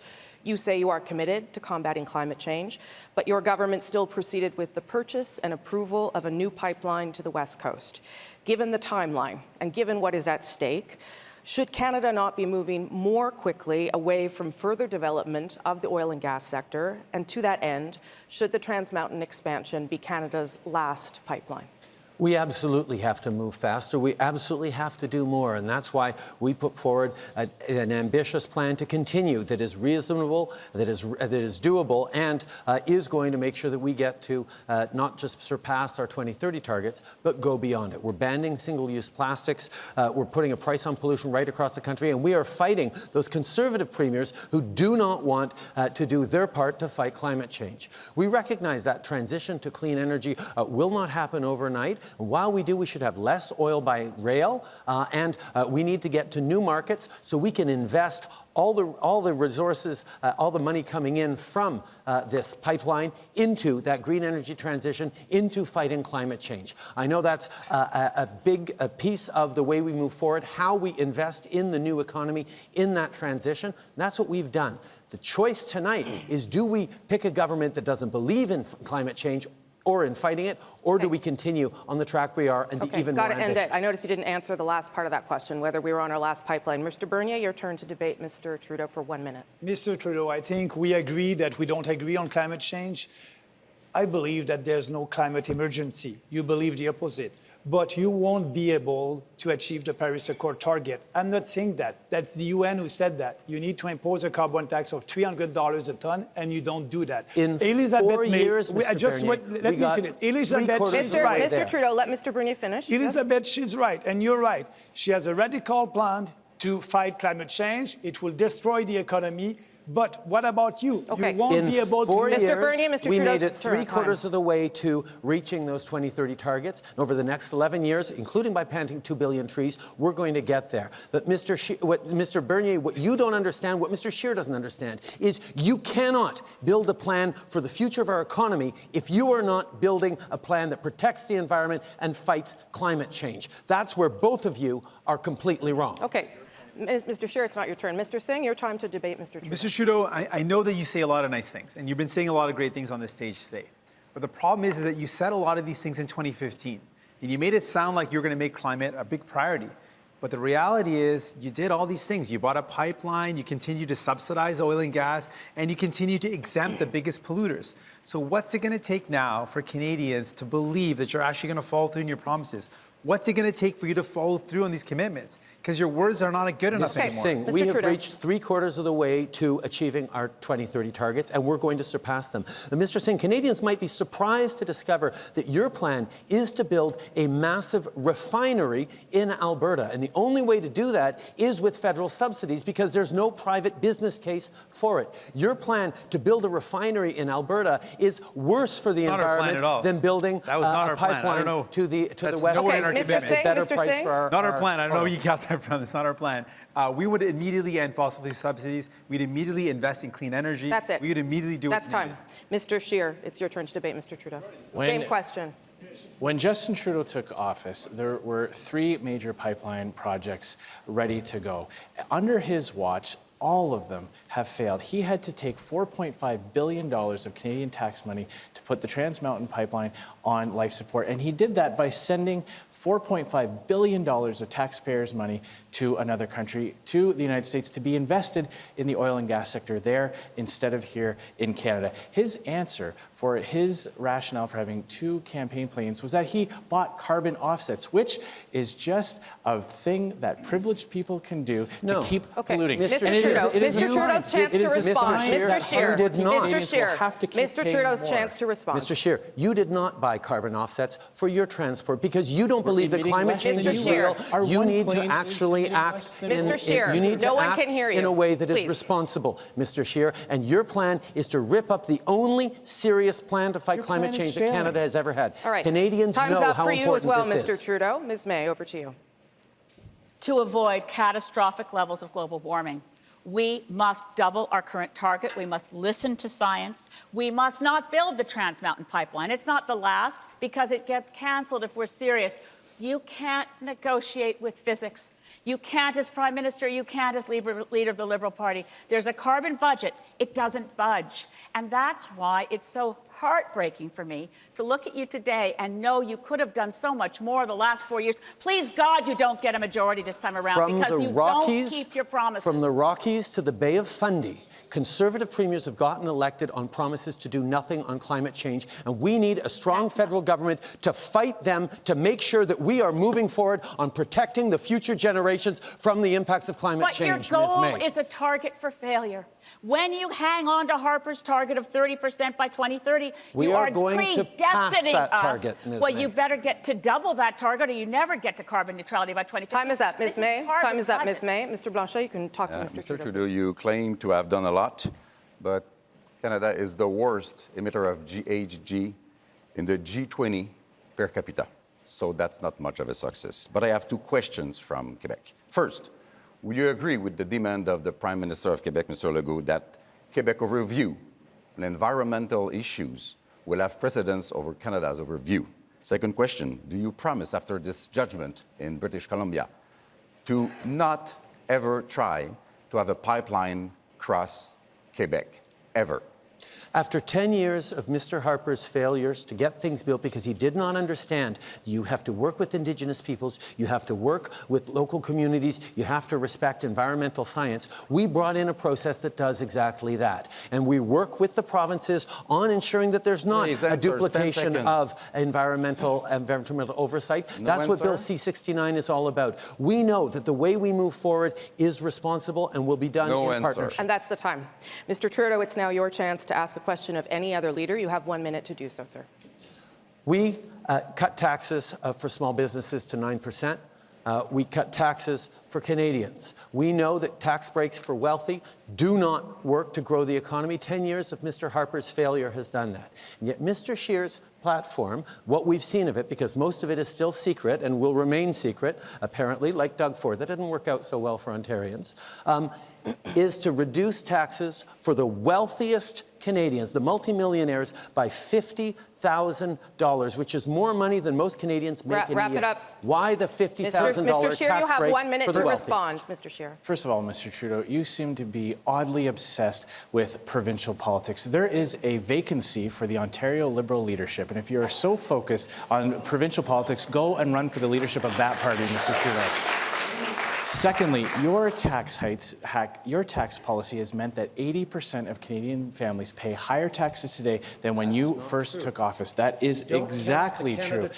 That was a conservative principle that Liberals fought against, that you fought against. Your signature achievement was taking a conservative idea to send support directly to why did you vote against it, parents. Mr. Scheer? I voted against your tax hikes on Canadians, Mr. Trudeau. That's what I was voting against. No, I did not. Gentlemen, one at a time. One at a time. We are committed to protecting that benefit because it is based on a conservative principle. But we are going to Mr. lower Trudeau, this is taxes. supposed to be Mr. Scheer's answer. We're going to move into open taxes debate. For all Canadians with a universal tax cut. We're going to bring back the children's sports and fitness tax That's cut it, as Mr. well. Scheer. We've got 3 minutes on this open debate. Starting with me. Yes, that's right, sir. Okay. Off you go. Mr. Scheer, you did Mr. not Trudeau. answer the question on why you were lowering taxes by $50,000 for multimillionaires in this country. Maybe you'll answer it tomorrow in the press conference, but you haven't answered it tonight. That is just not true. You haven't answered a question your entire time as Prime Minister. I've sat across you. You never answer a question, I answered Speaker. more I am questions your in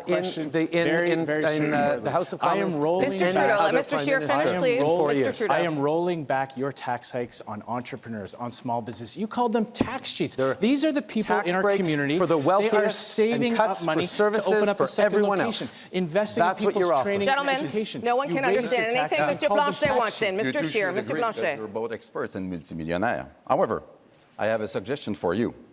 How about this idea, which has been asked unanimously by Assemblée nationale du Québec, of a single tax refund? That would save about $400 million to our combined states. Is that not a great way to save money, make things simpler for people, companies, businesses, and even government? So you're talking about the single income tax return for Quebecers? Yes.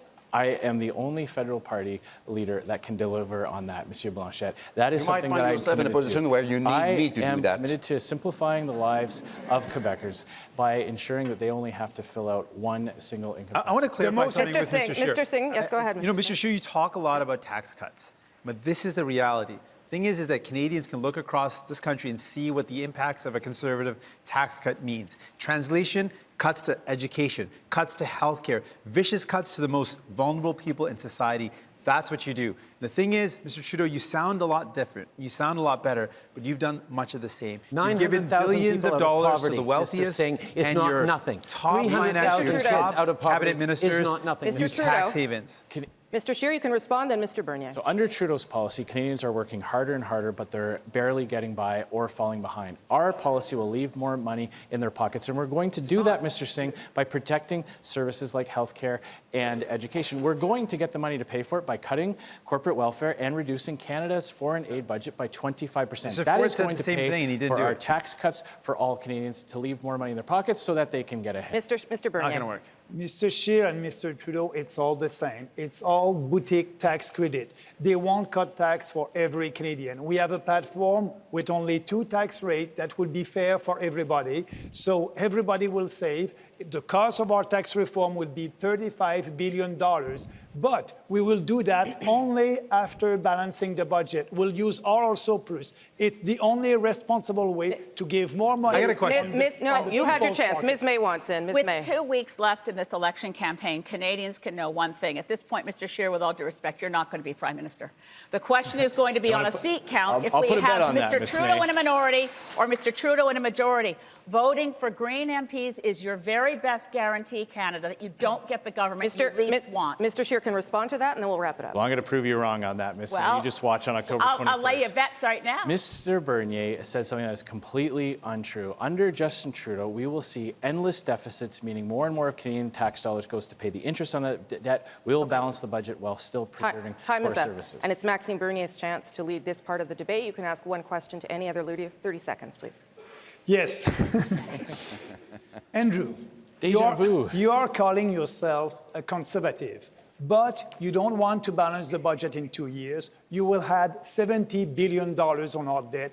You support the cartel in milk, dairy, and poultry, knowing that a Canadian family is paying more than $400 a year for that. Andrew, are you a real conservative? No, I think you are liberals. Why are you pretending to be something that you are not? If you want to talk about pretending to be something that you're not, I'm not sure which Maxime Bernier I'm debating tonight. Was it the Maxime Bernier from the 1990s who was a separatist? Was it the Maxime Bernier who was minister responsible for handing out corporate welfare? Was it the Maxime Bernier who defended supply management when it suited him? The fact of the matter is, sorry, it's my time to respond to that question. The fact of the matter is there's a clear contrast in this election. Justin Trudeau's endless deficits and tax hikes to pay for it, or a conservative plan that will leave more money in your pocket. We will lower taxes for all Canadians. We will bring back popular tax credits like the kids, sports and fitness tax credit. We will boost the RESP. We will raise the age credit for seniors, and we will bring in a green home renovation tax credit. That all the while cutting corporate welfare and Canada's foreign aid budget to bring that money back home so that Canadians can get ahead. 9 seconds. Well, let's do open debate. Off you go. You're starting that too. Thank you very much. I'm the Maxime Bernier who's there for Canadians, and I'm the Maxime Bernier who does not care about having real debates on real issues that are important for Canadians. You don't want to have debates on immigration. You don't want to have debates to help every Canadian and abolishing that cartel in supply management. You don't want to be able to cut foreign aid. You don't want to cut foreign aid. Let's let Mr. Scheer respond, it would be important to balance the budget, and we can do that. Scheer. That's precisely not the case. I've said that we will cut Canada's foreign aid budget by 25% to pay for the tax cuts that we are going to bring in. You can save $5 billion there and balancing the budget. I want to just put in what this election is all about. This election is all about who's going to fight for you, who's going to stand up for you.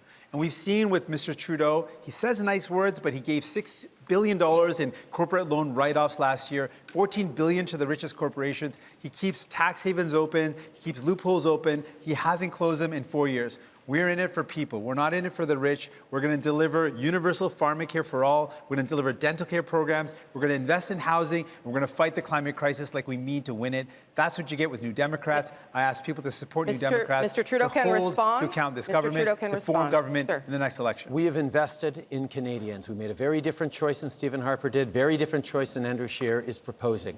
We lifted 900,000 people out of poverty. We lifted seniors out of poverty. We're putting more money in the pockets of students. And we're seeing over 1 million jobs created, most of them full-time over the past year. But there is over the past 4 years, but there is so much more to do. And that is what we have to stay focused on, because the fight against climate change, the fight for the future of our economy matters, and that's the choice May Canadians wants in, need to then make. Monsieur Blanchet. Yes, We go have ahead. completely mischaracterized our response to the climate emergency as something that somehow doesn't help the economy. You have the biggest global economic opportunity in the history of humankind in moving off fossil fuels as quickly as possible. But then you're keeping fossil fuels going because your target is exactly half of what's required.